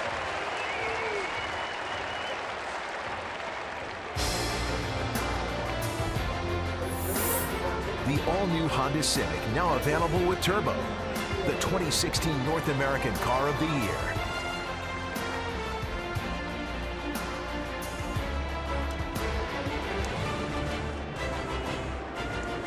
So Bautista's aboard with another walk. He has homered twice and walked.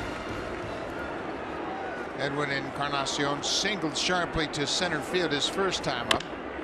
This is bounced to third. Sandoval gathers himself, throws his strike this time, and the inning is over. The Blue Jays leave a runner here in the 5th. Will go to the 6th, 7-4 Boston.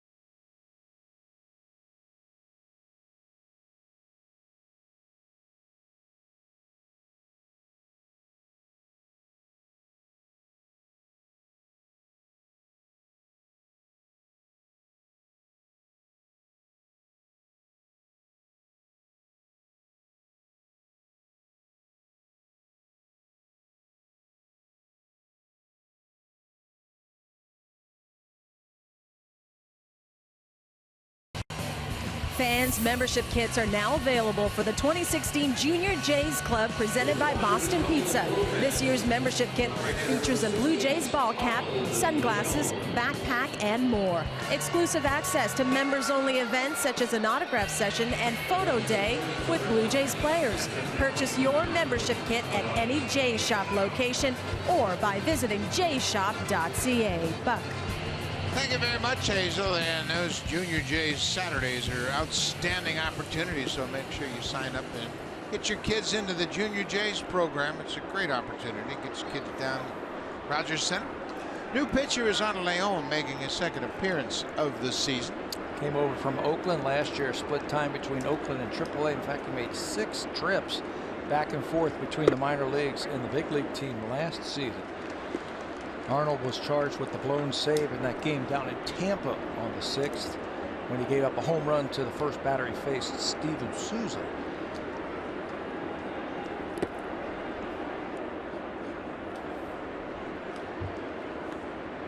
Ari Dickey is the pitcher of record, and he's on the losing side of a 7-4 game. Plenty of time for the Blue Jays to come back in this one. High ball fouled back over the screen. Swihart's had a productive afternoon at the plate. He walked and got that rally going into third after a Castillo single. Swihart walked, came around to score the second Red Sox run. I think both of the walks were the keys to the big innings that the Red Sox have had this afternoon. Swihart had the one you talked about after the leadoff single, then the Bogarts walk after the single by Pedroia last inning. Both set up those innings to score 3 runs. Fair ball. Encarnacion will go to the bag. 1 down.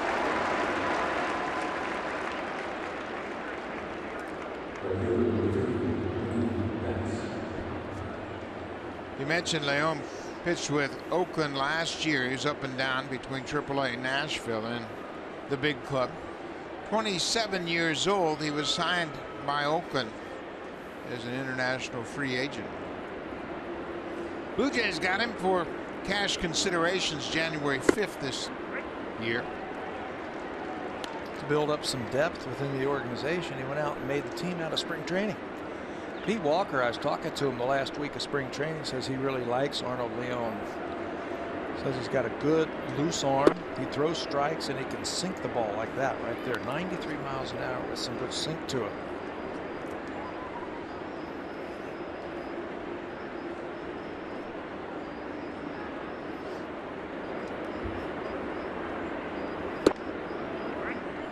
Mookie Betts, the leadoff man, 0 for 3. 0 for 8 in the series.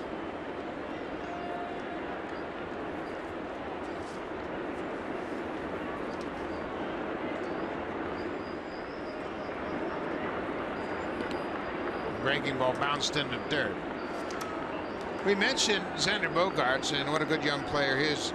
Mookie Betts and Bogaerts were born within a week of each other. They're both just 23 years old. And what a dynamic 1-2 punch at the end of last season. They finished 1-2 in batting from May 19th to the end of the season. Bogaerts hit .335 and Mookie Betts hit over 300. Similar type of hitters, aren't they? They got great hands, meaning that they've got a quick bat. They take the bat right to the baseball. You think you can pitch to them? They're good breaking ball hitters. You think you can pitch to them? They just have that unique ability to get the bat on the ball. Bouncing ball up the middle, through for a base hit. Mookie Betts snaps the over. Ari Dickey started and got off to a good start. Struck out 2 in the first inning, retired the side in order in the second, then got in trouble in the third inning. 3 runs in the third for the ball game. 5 innings, 8 hits, 6 runs. He walked a couple and struck out 9. He had a good knuckleball, but it was a real challenge. Josh Tolley committed 2 pass balls. Dickey had a wild pitch, and Dickey contributed an error as well. That was a big one there. It cost him a run, and the Blue Jays a run. 9 strikeouts. I'll take that. I thought the Red Sox did a good job of starting to take more pitches, and their at-bats were a little bit better first time through the lineup.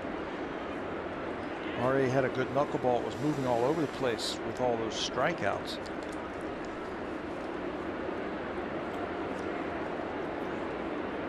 Dustin Pedroia. Betts had 21 steals a year ago. He was caught just 6 times.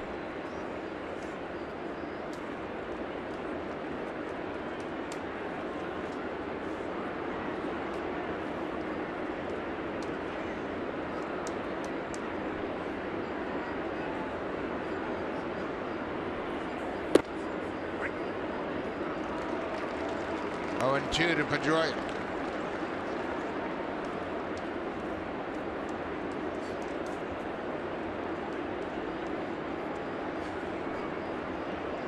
Dustin Pedroia is 2 for 3 this afternoon. He drove in a run with a ground out in the 3rd.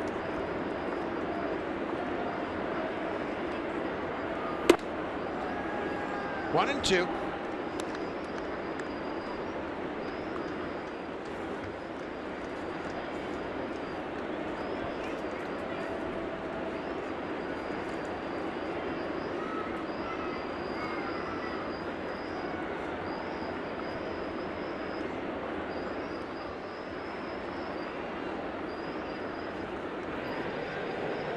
Good grab by Encarnacion. That throw was over the back of Mookie Betts. He had to stretch over the top of the base runner. Mookie looks a little antsy over there at first base, like he wants to try and steal. He's getting a nice lead. Watch him when Leon comes set. He can take a little bit more.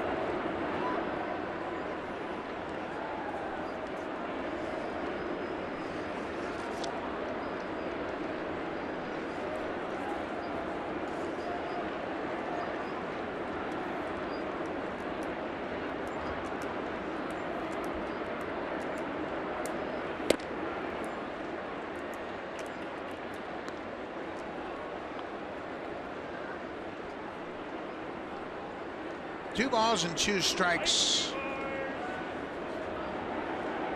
Can't let Mookie Betts distract you too much. Yeah, you got to worry about that guy at the plate. You've already put him on. Don't worry about him. He might want to go. Not running. Pedroia fouls off that high pitch. He might want to go, but you let him. Don't worry about him. You got to worry about that guy at the plate, because you're going to compound the problem if you lose him. Then you've got a couple of runners on and their best hitters coming up. Concentrate on making a pitch here to Pedroia. Trouble on deck. Pedroia slaps it down the right side. That's a fair ball. Betts is headed toward 3rd. Ball bounces off the wall. Betts is being waved home. The relay from Goins. Not in time. Dustin Pedroia shoots one down into the right field corner to chase home Betts all the way from 1st. Little slider out over the plate, and Dustin Pedroia is a great hitter. He understands hitting. He can keep that ball fair down the right field line.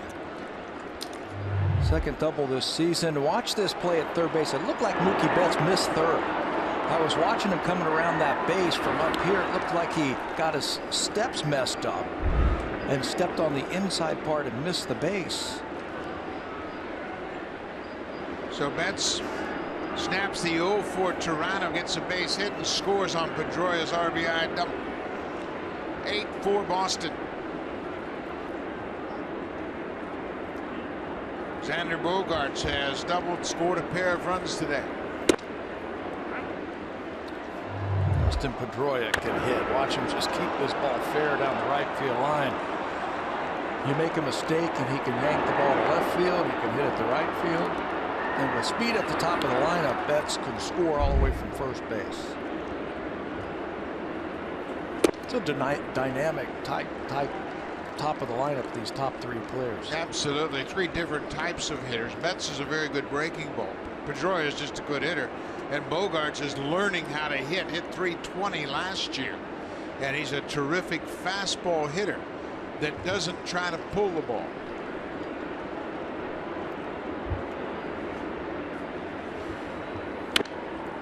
There's a good example of it. Head down, trying to drive it to the opposite field. Don't get beat. He's got 2 strikes. His spots right now, he's thinking right center.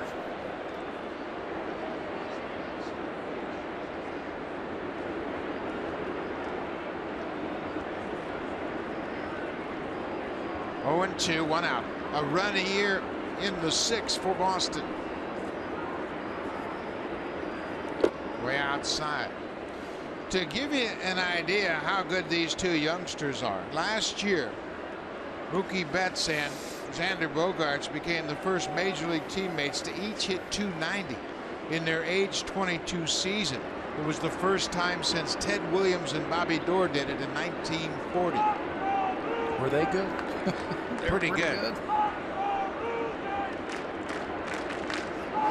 No wonder everybody wanted them in trade talks. Remember that a couple of years ago? Hearing about all the trade talks, they wanted their best prospects. That's going to head toward the seats. Encarnacion is over, but it's about 4 rows back out of play. Well, I think the most impressive thing about Mookie Betts is that he started out as a middle infielder, and then they moved him to center, and then they moved him to right, and he hasn't missed a beat. A lot of times young players will be uncomfortable with their defensive changes, and it'll have an impact on their offense. Not the case with Mookie Betts. Didn't he have to learn how to play center field in the big leagues? You don't think that's difficult? Bogaerts waves at an outside pitch. 2 down. Let's check in with Jamie Campbell.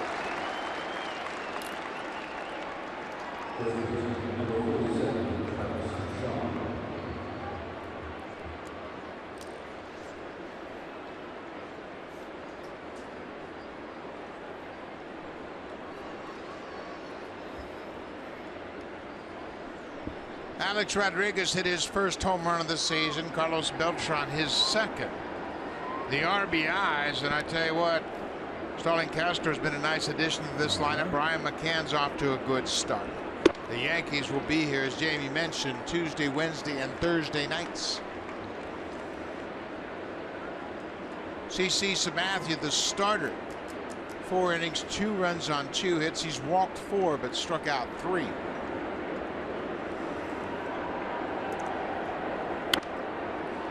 Good pitch from Leon, gets in on the hands of Travis Shaw.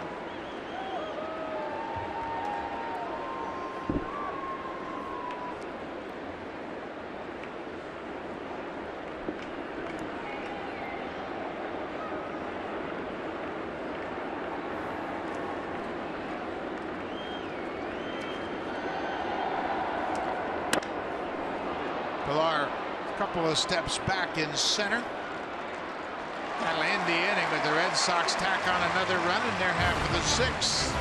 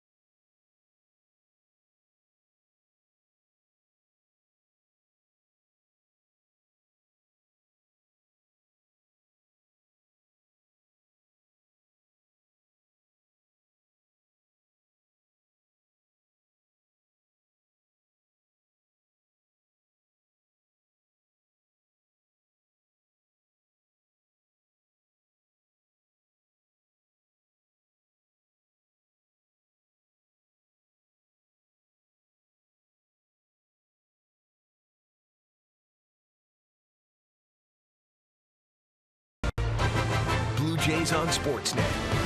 Presented by the all-new Honda Civic, now available with Turbo, the 2016 North American Car of the Year.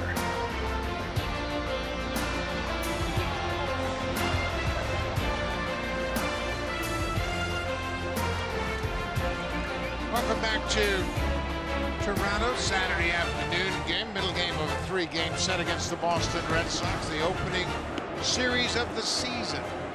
Boston has put up an 8 spot for the second straight day. They won last night's game 8-7 on 11 hits. They've scored 8 runs on 10 hits today. Troy Tulowitzki takes strike 1. Scoring all those runs will make it a little bit easier for Rick Porcello. He can be a little bit more aggressive, use his fastball if he needs to. There's a little fly ball into shallow center. It's going to drop.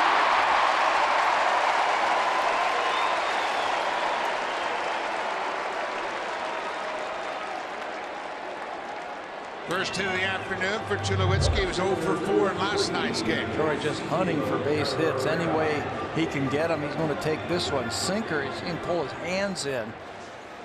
Gets jammed somewhat on that ball and just bloops it out into no man's land for the base hit. Just hunting for hits. You'll take anything. Carrera has struck out twice so far this afternoon. Swinging in the first, looking in the third.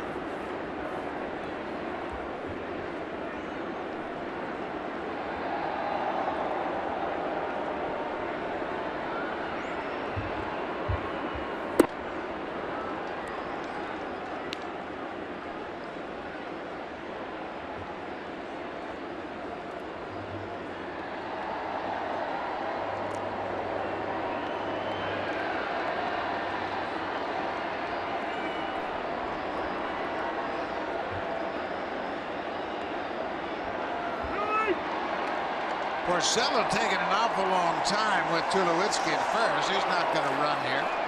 Blue Jays need some hits. Got to string some hits together. Being down by 4 runs takes the running game out of here. Hamstrings John Gibbons a little bit. He's just hoping for base runners.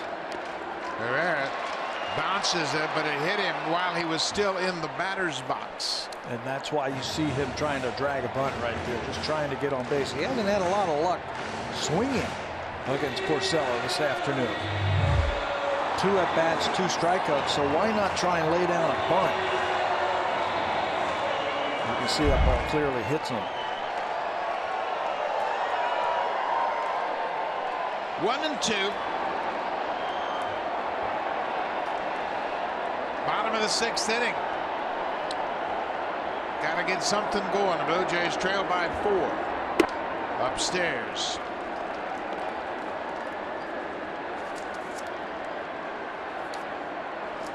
Series finale tomorrow. It'll be the knuckleballer for the Red Sox, Stephen Wright, against Marco Estrada.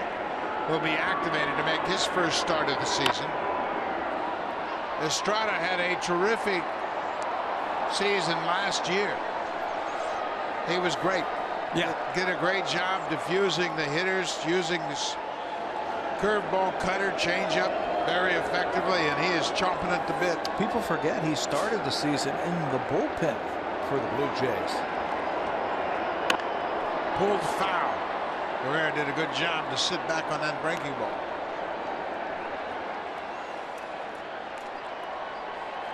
Red Sox bullpen starting to go to work. That's Robbie Ross Jr., the left-hander. Got 2 lefties in their bullpen. Tommy Lane as well. Didn't use either one of them in last night's game. Red Sox bullpen did a terrific job. Broken bat dribbler. Shaw will go to second for 1. No time for a return throw. They get the lead runner. Well, just wasn't hit very hard by Carrera. Good job by Tulowitzki to slide right into the bag. We have seen that enough already this year. First of all, the pitch. Cuts that fastball and he jams himself with that swing. But watch Tulo go right into the bag and stay there. Well, in case you haven't heard, Houston lost the game last night because they called a game-ending double play on a slide at second, and the infielder had no intent of making a double play. Colby Rasmus slid in, went over the bag. They called him for a double play. That was the end of the ball game.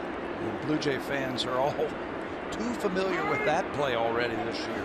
Well, I talked to both managers today, and they both said, you know what, this is a bad rule.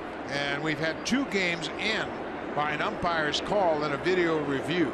In the first week in of the the first season. week of the season. Winning Major League Baseball games are hard enough. And Houston was coming back in that game. They mounted a rally. And you take away one of the most exciting plays in baseball. A base runner breaking up 2 and a tough infielder hanging in. Hit and run. Pedroia gets a glove on it. Oh, what a play. Carrera was off on the pitch, and Dustin Pedroia did a terrific job to glove it, pop to his feet, and throw out Goins. That looked like a base hit all the way. All the way, with the runner being held on there at first base. And the Blue Jays not laying back. Watch Pedroia get a jump on this ball, full extension, and then is able to throw him out at first base. They guessed right also who was going to cover second base. The shortstop did. That left Pedroia on the right side to be able to make that play and help out Rick Porcello.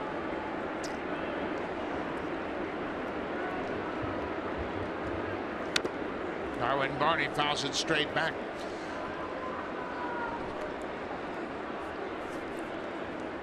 Pedroia is a 4-time Gold Glover, and he flashed his Gold Gloves right there. That's saved the first and third situation. You know, and it's not just the play, the jump and the athletic play. It's commanding that infield. So if the runner does take off, knowing what type of pitcher you have out there, the type of pitch, and who's going to cover second base, so you don't leave yourself bare. Got a 23-year-old shortstop, so he's the captain of that infield. Brian Butterfield is the infield coach and third base coach for the Red Sox, and oftentimes he'll go over things and try to explain the defense, and then Pedroia will tell him, Butter, I got it from here. Chill out, man. All the answers aren't in that book, right? Sometimes you got to be out on the field, and they did a good job right there of recording that out. Ground ball. Sandoval dives, backhands, throws from his knees, not in time. Wide at first. Should be an infield hit for Darwin Barney. Sandoval backhanded it, but didn't get much on the throw. It was wide of the mark and late. Saves the run by knocking this ball down, but then he just cannot get up on his feet to be able to accurately throw the ball over to first base and get something on it. Does the next best thing, throwing from his knees, but no chance to get the runner over first base.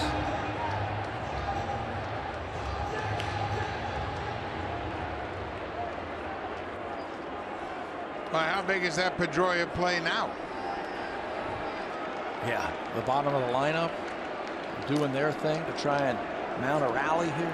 Josh Tolley batting with 2 outs. Swings and pulls it. Shaw makes a nice grab, flips to Porcello, and that'll end it. The Red Sox flashing the leather in the bottom of the 6th, will go to the 7th. 8-4 Boston.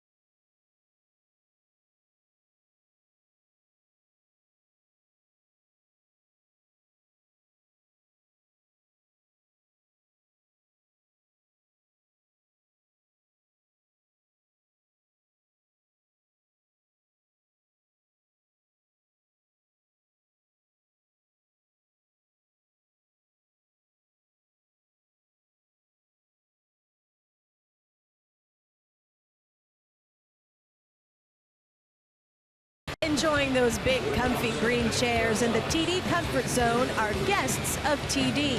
And a reminder, if you can't join us here at Rogers Center, you can catch all 81 Blue Jays home games in 4K with captivating detail and 4 times the resolution of HD. Every play comes to life. Sportsnet brings you Sportsnet 4K. Visit sportsnet.ca/4K for more information. We go to the 7th. Boston has an 8-4 lead. R.A. Dickey, the starter. Arnold Leon set to work his second inning here.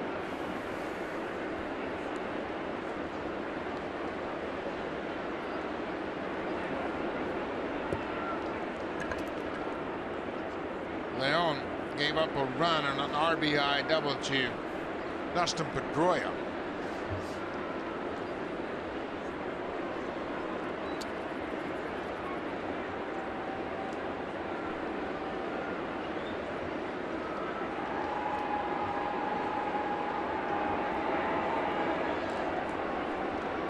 Ramirez will start things off. He hit that line drive, one hopper that bounced over Bautista's head and went for a triple back in the 5th.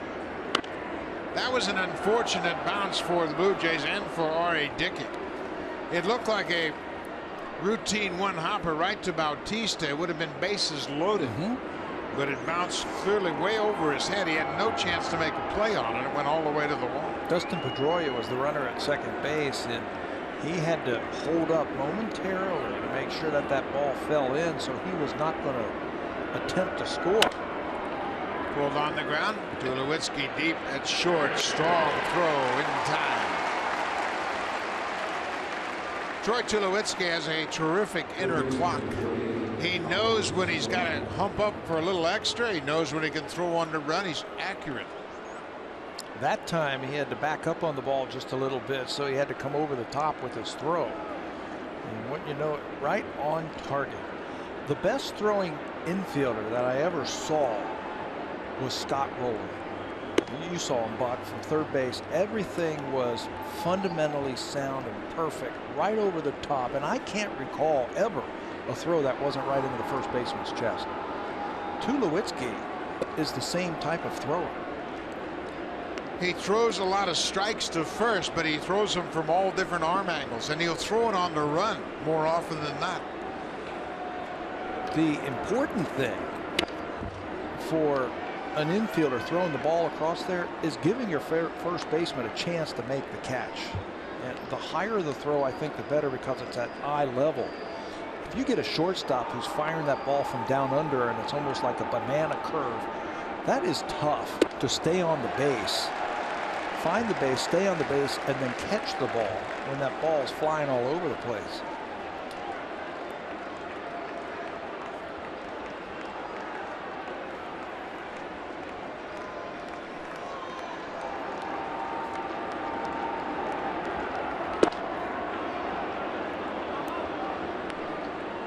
Full count to Pablo Sandoval. He struck out all 3 times he's come to the plate this afternoon.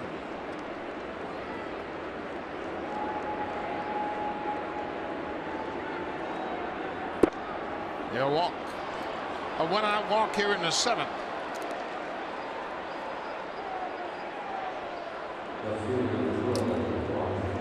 Dickey walked 2. First walk issued by Leon.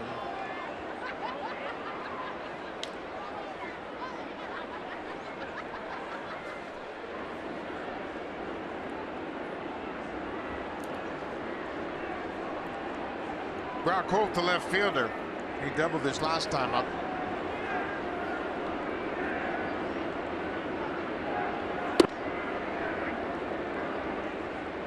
I'd play behind the runner. Wouldn't you? Yeah, not a threat. You got a left-handed hitter at the plate. It's on the ball at first. Not a base-stealing threat. Give your first baseman a little more range by playing him behind the baseman. Give yourself an infield, the infield, a chance to turn 2. 0-2. Koji Uehara loosening up for Boston. He pitched a very effective 8th inning. and a walk and nothing more.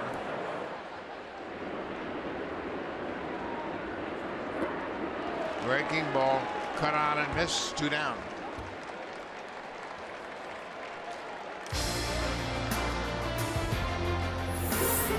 The all-new Honda Civic, now available with Turbo, the 2016 North American Car of the Year.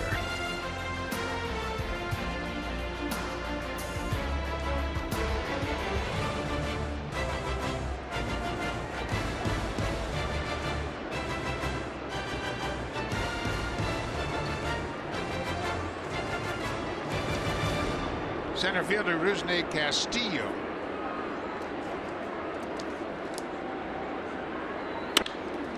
Goes after the first pitch. Tulowitzki gets the force, and that'll do it.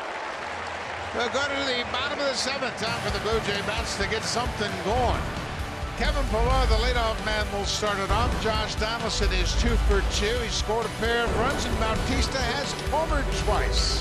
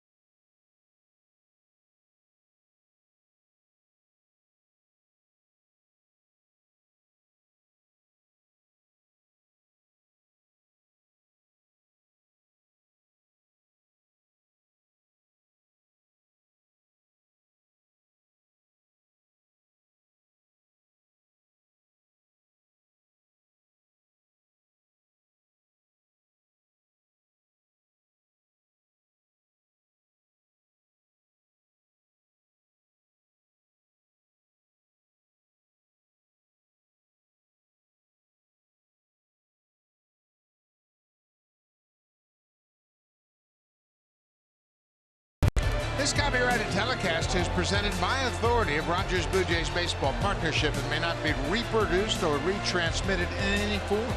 Any accounts and descriptions of this game may not be disseminated without the express written consent of Rogers Blue Jays Baseball Partnership. Well, the Blue Jays are down by 4. Bautista's had a big day at the plate. He's homered twice. Top of the order, it'll be Pillar, Donaldson, and Bautista, and they'll face a new pitcher. And that's why you're going to see Koji Uehara. I think whenever you play the Toronto Blue Jays, you always have to be wary of the top of that lineup because they're so dangerous, and that's why Uehara is into the game. He pitched yesterday. Koji picked up his 2nd hold of the season last night through a scoreless 8th inning, so it doesn't matter where you are in the game before the 9th inning, before Craig Kimbrell's inning. Koji Uehara is the matchup that John Farrell wants against the top of this lineup. He gets ahead of Kevin Pillar. Pillar is 0 for 3 so far this afternoon.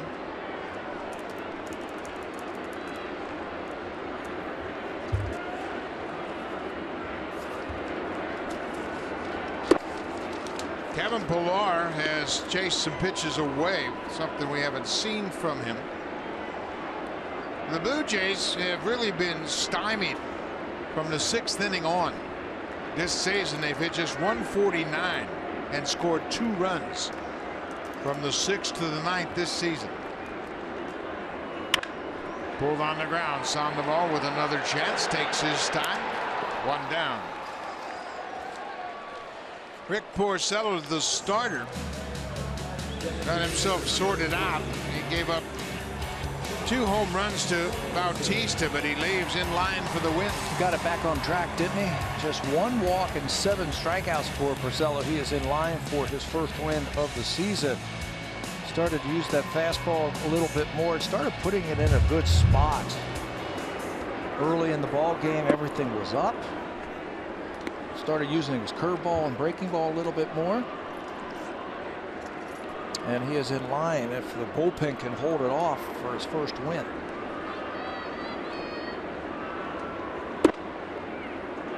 Uehara falls behind Donaldson. Josh has singled and doubled. He's scored 2 runs, and he's also flying out to center field.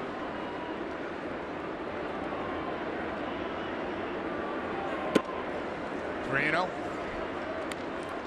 This guy just doesn't walk anybody, does he? No, he doesn't. He's a strike throwing machine. You walk guys this part of the lineup, you're asking for trouble. It's a high strike.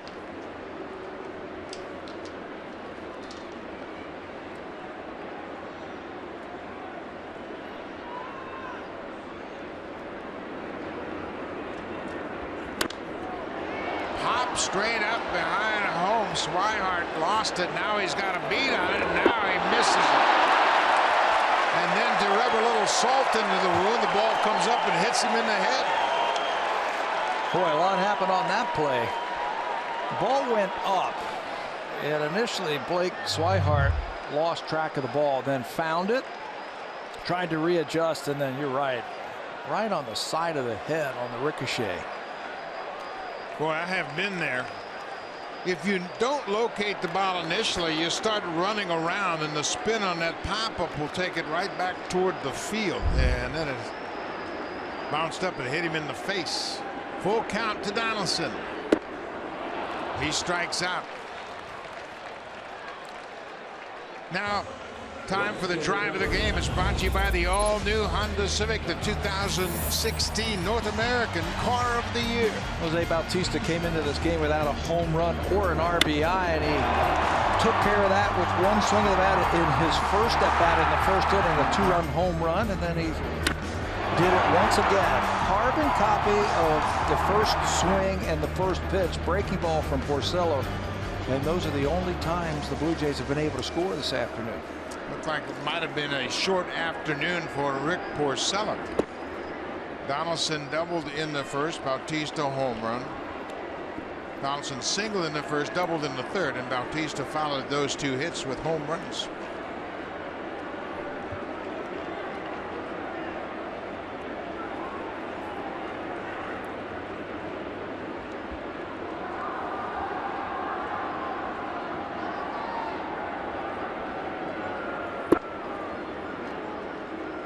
Splitter misses. It's 2-1. Uehara was the closer, and then he had that fractured wrist last year at the end of the season, but I think they like pushing him down into the earlier innings. He's a tricky guy. You know, he's not pure power at the back end of that bullpen. It's a great contrast with Kimbrel. Bautista hits it high, but it's going to stay in the ballpark. Brock Holt, the left fielder, calls for it. That's the inning. Uehara comes out of the bullpen and retires the top of the order.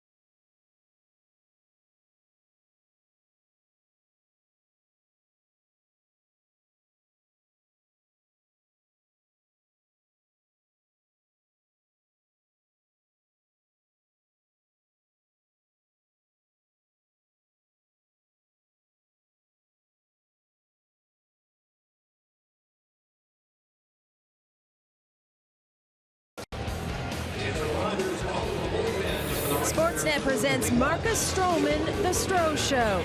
A look at Marcus's remarkable comeback from his ACL injury, from being told his season was over before it began to being back in pitching in September. Don't you dare miss it. It's today, right after the game on Sportsnet. Marcus Stroman really put in a lot of hard work to make it back in September. He won his 4 September starts and pitched well in the postseason, so make sure you check it out right after this ball game. Joe Biagini made his major league debut in last night's game. He's back on to pitch the 8th here this afternoon. 25 years old, will get another shot at the Boston Red Sox. Spent all of last season in Double-A in the San Francisco Giants organization. Biagini had a good season there, an ERA at 2.42. That was second lowest in the Eastern League. Trying to open up some eyes here with the big league team. He got David Ortiz yesterday for his first big league strikeout. Number 9 hitter, the catcher, Blake Swihart. He goes after the first pitch and rips it to right.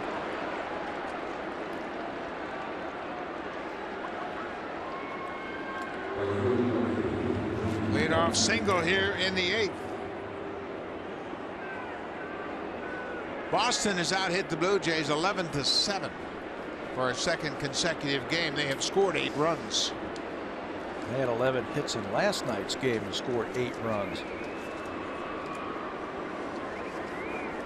Mookie Betts singled and scored in the 6th. That snapped an 0-for-8 string here in this series.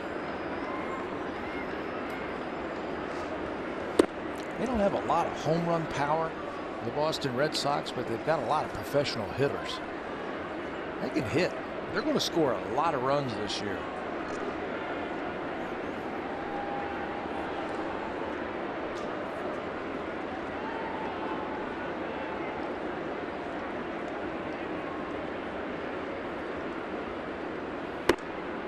They've hit 5 doubles this afternoon and a triple, albeit it was a bad hop triple. Bounced over the right fielder's head. But you're right, they hit the ball from foul line to foul line. They're good hitters. Chili Davis and Victor Rodriguez do a very good job as the hitting coaches with this team.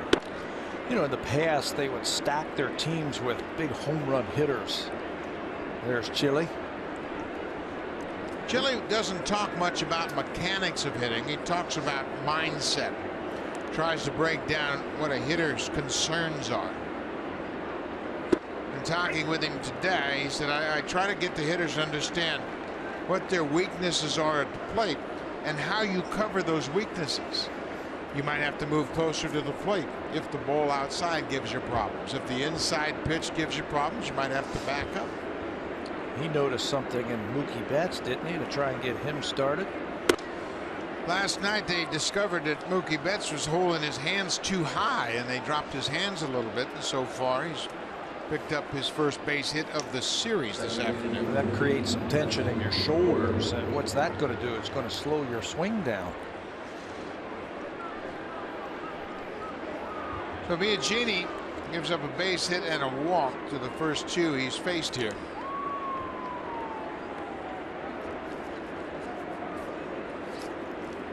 Dustin Pedroia's had another big day against the Blue Jays. He's 3 for 4. He has scored a run, driven in 2 singles and a double.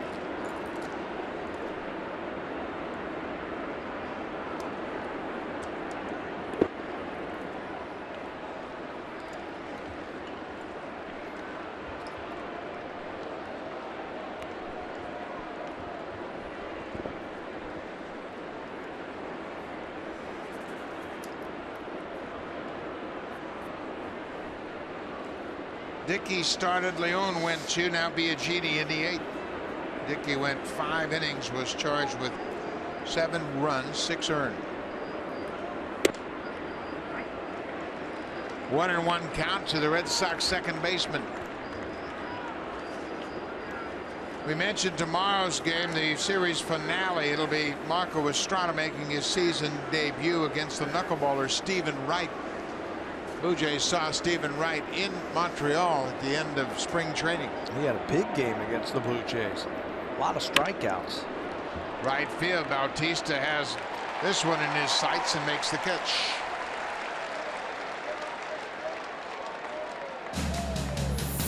Save during the homeowner sale only at Home Hardware and Building Center locations. Homeowners helping homeowners with expert advice.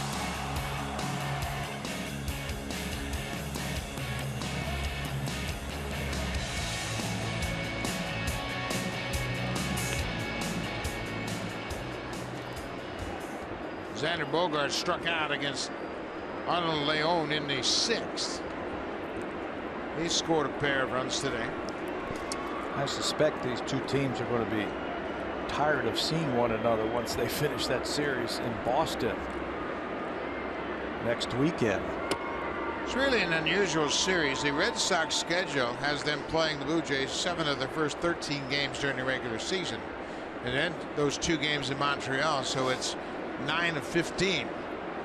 No secrets between these two ball clubs. No, none at all. And then you don't see the Boston Red Sox again until the end of May. Ball is hit to center. Pilar shuffles back. He's got room.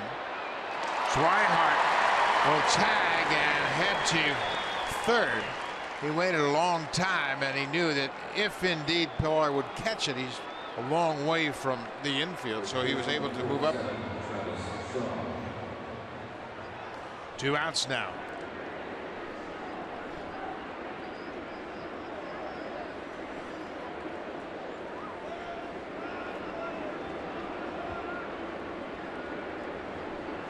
First baseman Travis Shaw hitting in the cleanup spot. No David Ortiz today. You can bet he'll be back in the lineup tomorrow against Marco Estrada. Ortiz swinging the bat well right now. Yeah, everybody is. How about the Boston Red Sox putting up an 8 spot without Ortiz?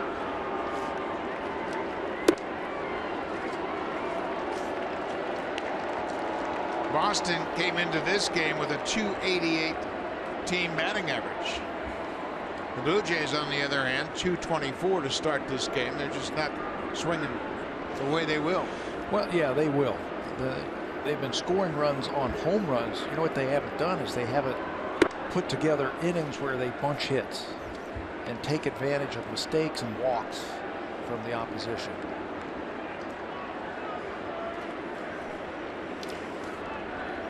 They had a 6-run 4th inning in last night's game. They sent 11 men to the plate,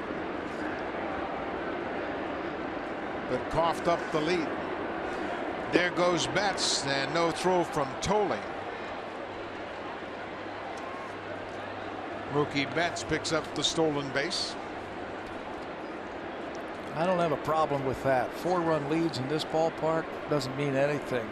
Everybody knows about the high-powered offense that the Blue Jays have. If you're not going to keep an eye on him over there at first base, he stole that one without a throw, his first of the season.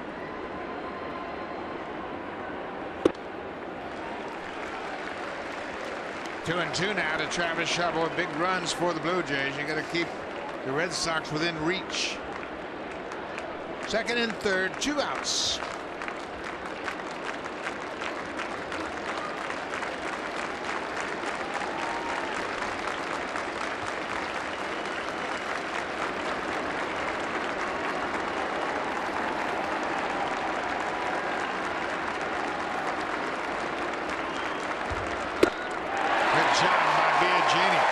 He strikes out Shaw to strand a pair of base runners.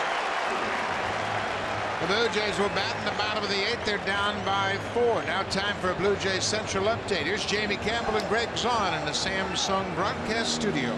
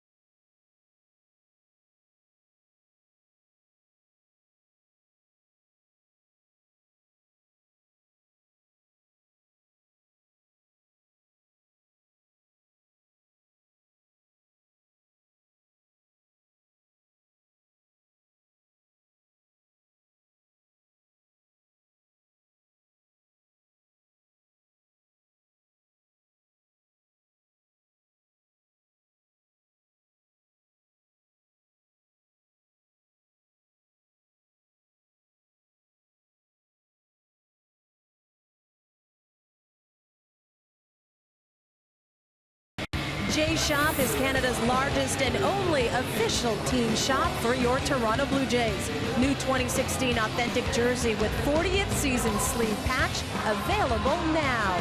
Get yours today at jshop.ca. Buck. Thank you very much, Hazel. Great opportunity to pick up a lot of Blue Jays memorabilia, and you can see how prominent the blue is in the seats today at Rogers Center. New pitcher for Boston is Robbie Ross Jr., and it was interesting how John Farrell used his bullpen. Yeah, he brings in Koji Uehara in the 7th inning to handle the top of the order, the most dangerous hitters of the Blue Jays. He handled them 1, 2, 3. Now he brings in Robbie Ross. There's his stats from last season, 2015, in 54 games. He's 5'11", but he throws hard. He's got a good breaking ball. He had at least one strikeout in 17 consecutive appearances last year for the Red Sox. So don't let his size fool you.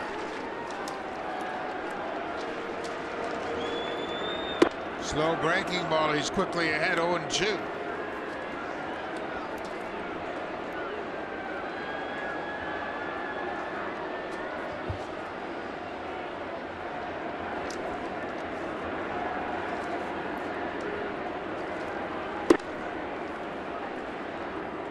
Well, Koji Uehara doesn't have the closer's role, but he pitched like a closer in the 7th. He came in to handle Pilar, Donaldson, and Bautista without any problems.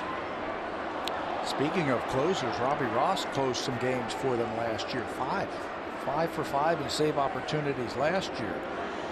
They had all kind of problems in their bullpen last year. And with one signing, as that ball's on the ground. Sandoval throws across the diamond in plenty of time. One out here in the 8th. But the one signing, and that's the Kimbrel signing, or the trade for Kimbrel, has set their bullpen up nicely this year. It looks a lot stronger by one guy being added to it. There's been a couple of times in recent franchise history where the Red Sox have done things a little bit unorthodox. You'll remember before they got Keith Folk, they decided that they were going to have bullpen by committee, and that didn't work. Everybody down in the bullpen is always wondering who's going to pitch the important outs in the 9th. They went out and brought in Keith Folk, and they won their first World Series in 2004. Then, when John Lester was let go, they said, we don't need an ace. Wrong. Yeah. Wrong on 2 counts, and it cost them over $200 million, but they got their ace. They finally got their ace in David Price, and we're going to miss him in this series. They also had a closer. There's David right there. A closer that in Uehara was a little bit older, but didn't have that power, the raw power that you need. Big hop for Bogarts at short. He throws out to Tulowitzki. That's 6 straight retired by Boston now. Well, they got 4 hitless innings of relief last night against the Blue Jays. And the Blue Jays now are 1 out away from 2 hitless innings against their bullpen. Well, Chris Colabello will get a nice round of applause as he's announced into the ball game. He is batting for Ezequiel Carrera against the lefty Robbie Ross.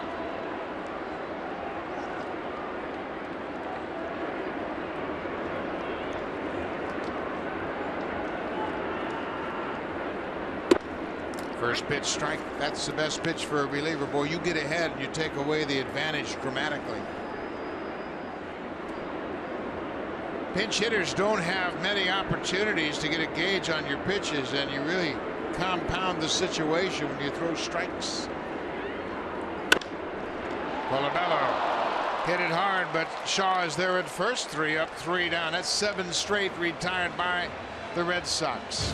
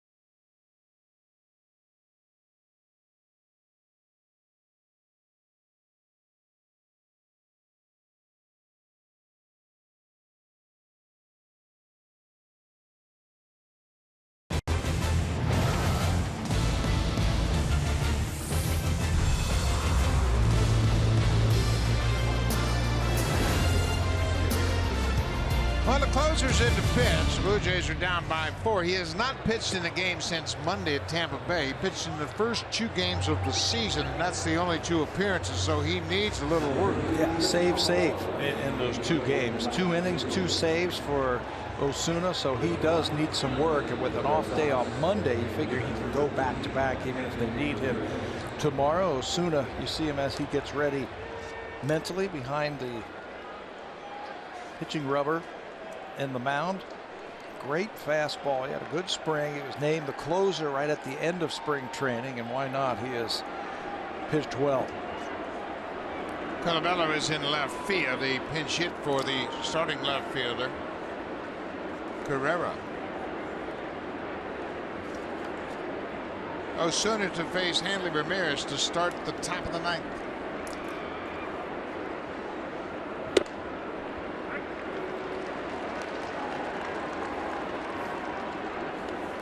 Ramirez, maybe the most pivotal hit of the game, came in the 5th inning. He had a bad hop triple that drove in 2 runs. Ball that hopped over the head of Jose. Nice play by Darwin. Barney came in and took it on the short hop. Throws out Hanley Ramirez. And you know what hurt about that? If that ball stays in front of him, you got the bases loaded, 1 out. They struck out Sandoval, and they had a chance to get out of that inning without any runs scored. But when it bounced over his head, 2 runs scored. There was also a double then in that inning, and all told 3 runs scored. Ramirez himself scored on a pass ball, the second pass ball charge to Josh Tolley this afternoon. Pablo Sandoval 0 for 3 with a walk.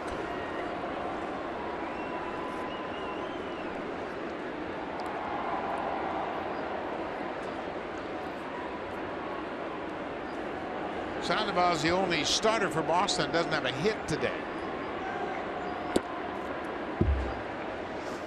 This can't be fun for hitters, right? You start off with a guy throwing in the high 70s with a knuckleball, and you end it with a guy throwing in the high 90s with a fastball. You want to talk about a different speed that you have to deal with.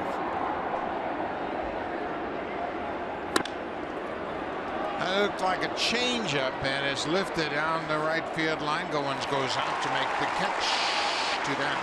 Well, the one thing you want for Osuna is have a quick inning. You don't want him out here throwing a lot of pitches. And he has the ability to have quick innings. He had a 7-pitch save in game 2 of the season. In the opener, he threw 20 pitches to pick up his first save, but he throws a lot of strikes. Throws a lot of strikes. Get him out, get him up, get him out, get him in there, and then go sit down because you might need him tomorrow.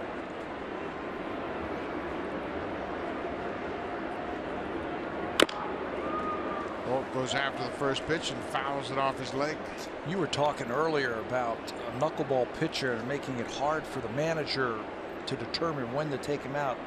It's got to be hard also to determine when you're going to use your closer if he doesn't have the work to get his timing. Yeah, that's a real problem because he has not pitched since Monday.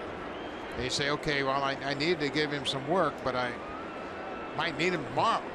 And how many times have you seen closers come in non-save opportunities and throw 25 pitches? More often than not. Yeah.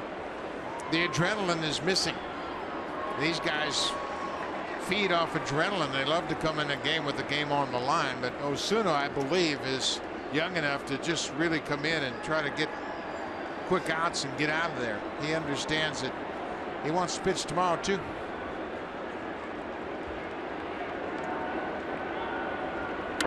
Boy, what a pitch. How about that pitch? Josh Tolley called for an inside fastball, stuck his glove right where he wanted the ball, and Roberto hit it. Watch Josh, he doesn't even have to move it. This is 95 miles an hour right in on his hands. Not much that Holt can do with that one.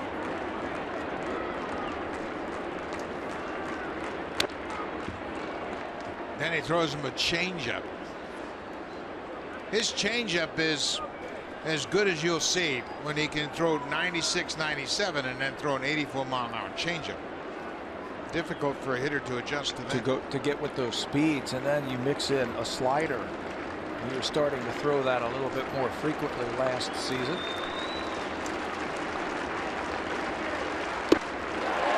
Back to 95, 11 miles an hour harder. Good inning for Roberto. 3 up, 3 down. Took him just 11 pitches. He should be set to go tomorrow.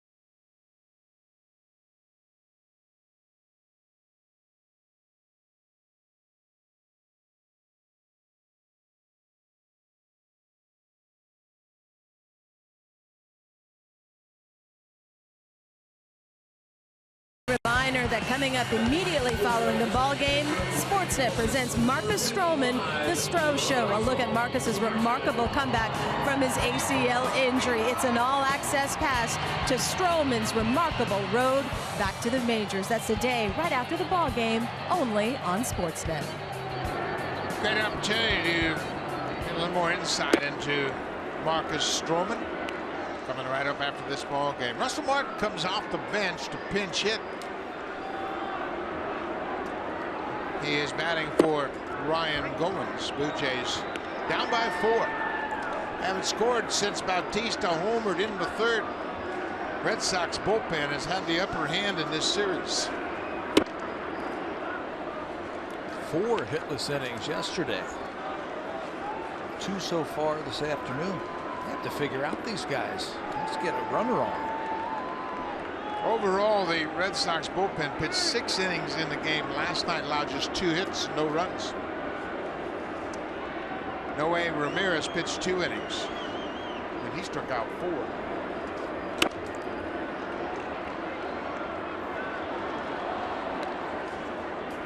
Rick Porcello started. He gives up 4 runs on 7 hits, 2 home runs to Jose Bautista. Koji Uehara had a clean inning in the 7th. He got the top 3rd of the batting order. 1, 2, 3. Robbie Ross retired the side in order in the 8th.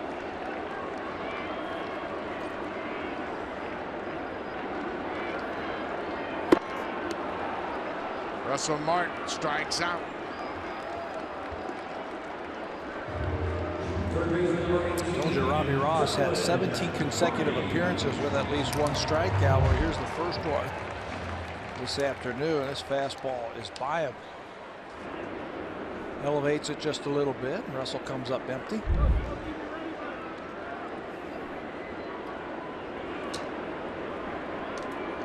Josh Donaldson has had a couple of hits today. The Blue Jays managed just 7 hits overall. Donaldson and Bautista had 4 of those 7 hits.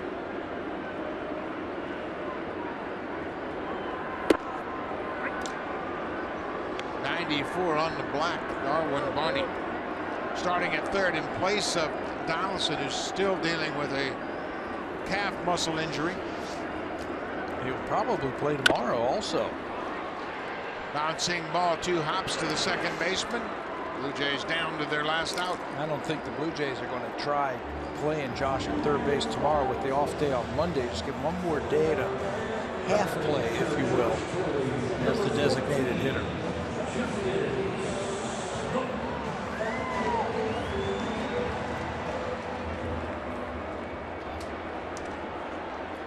Disappointing start to the homestand for the Blue Jays. Marco Estrada will make his season debut tomorrow.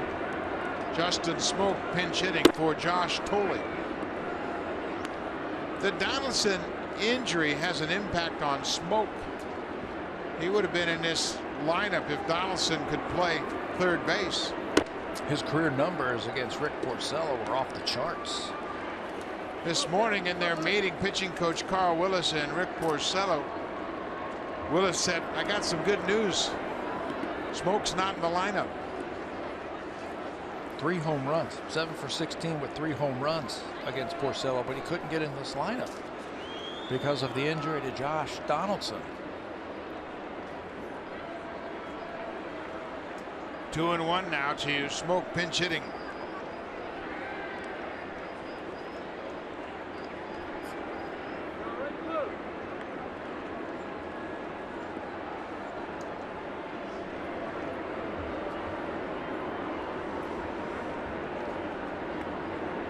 Two and one, 2 outs. Boston with 11 hits for second straight game. Good cut by Smoke.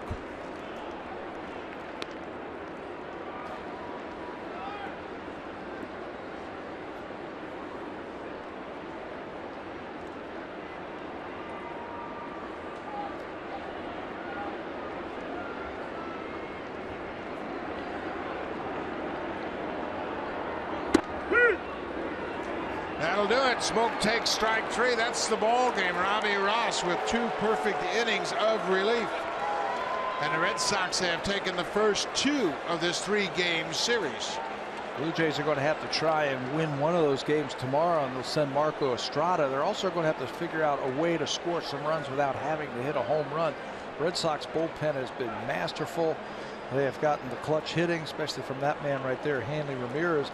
Blue Jays going to try and salvage it with a win tomorrow. Marco Estrada will go to the mound against the knuckleballer Stephen Wright in the series finale. We appreciate you watching. We'll see you tomorrow afternoon. Stay tuned. Here's Blue Jays Central. Jamie Campbell and Greg Zahn in the Samsung Broadcast Studio.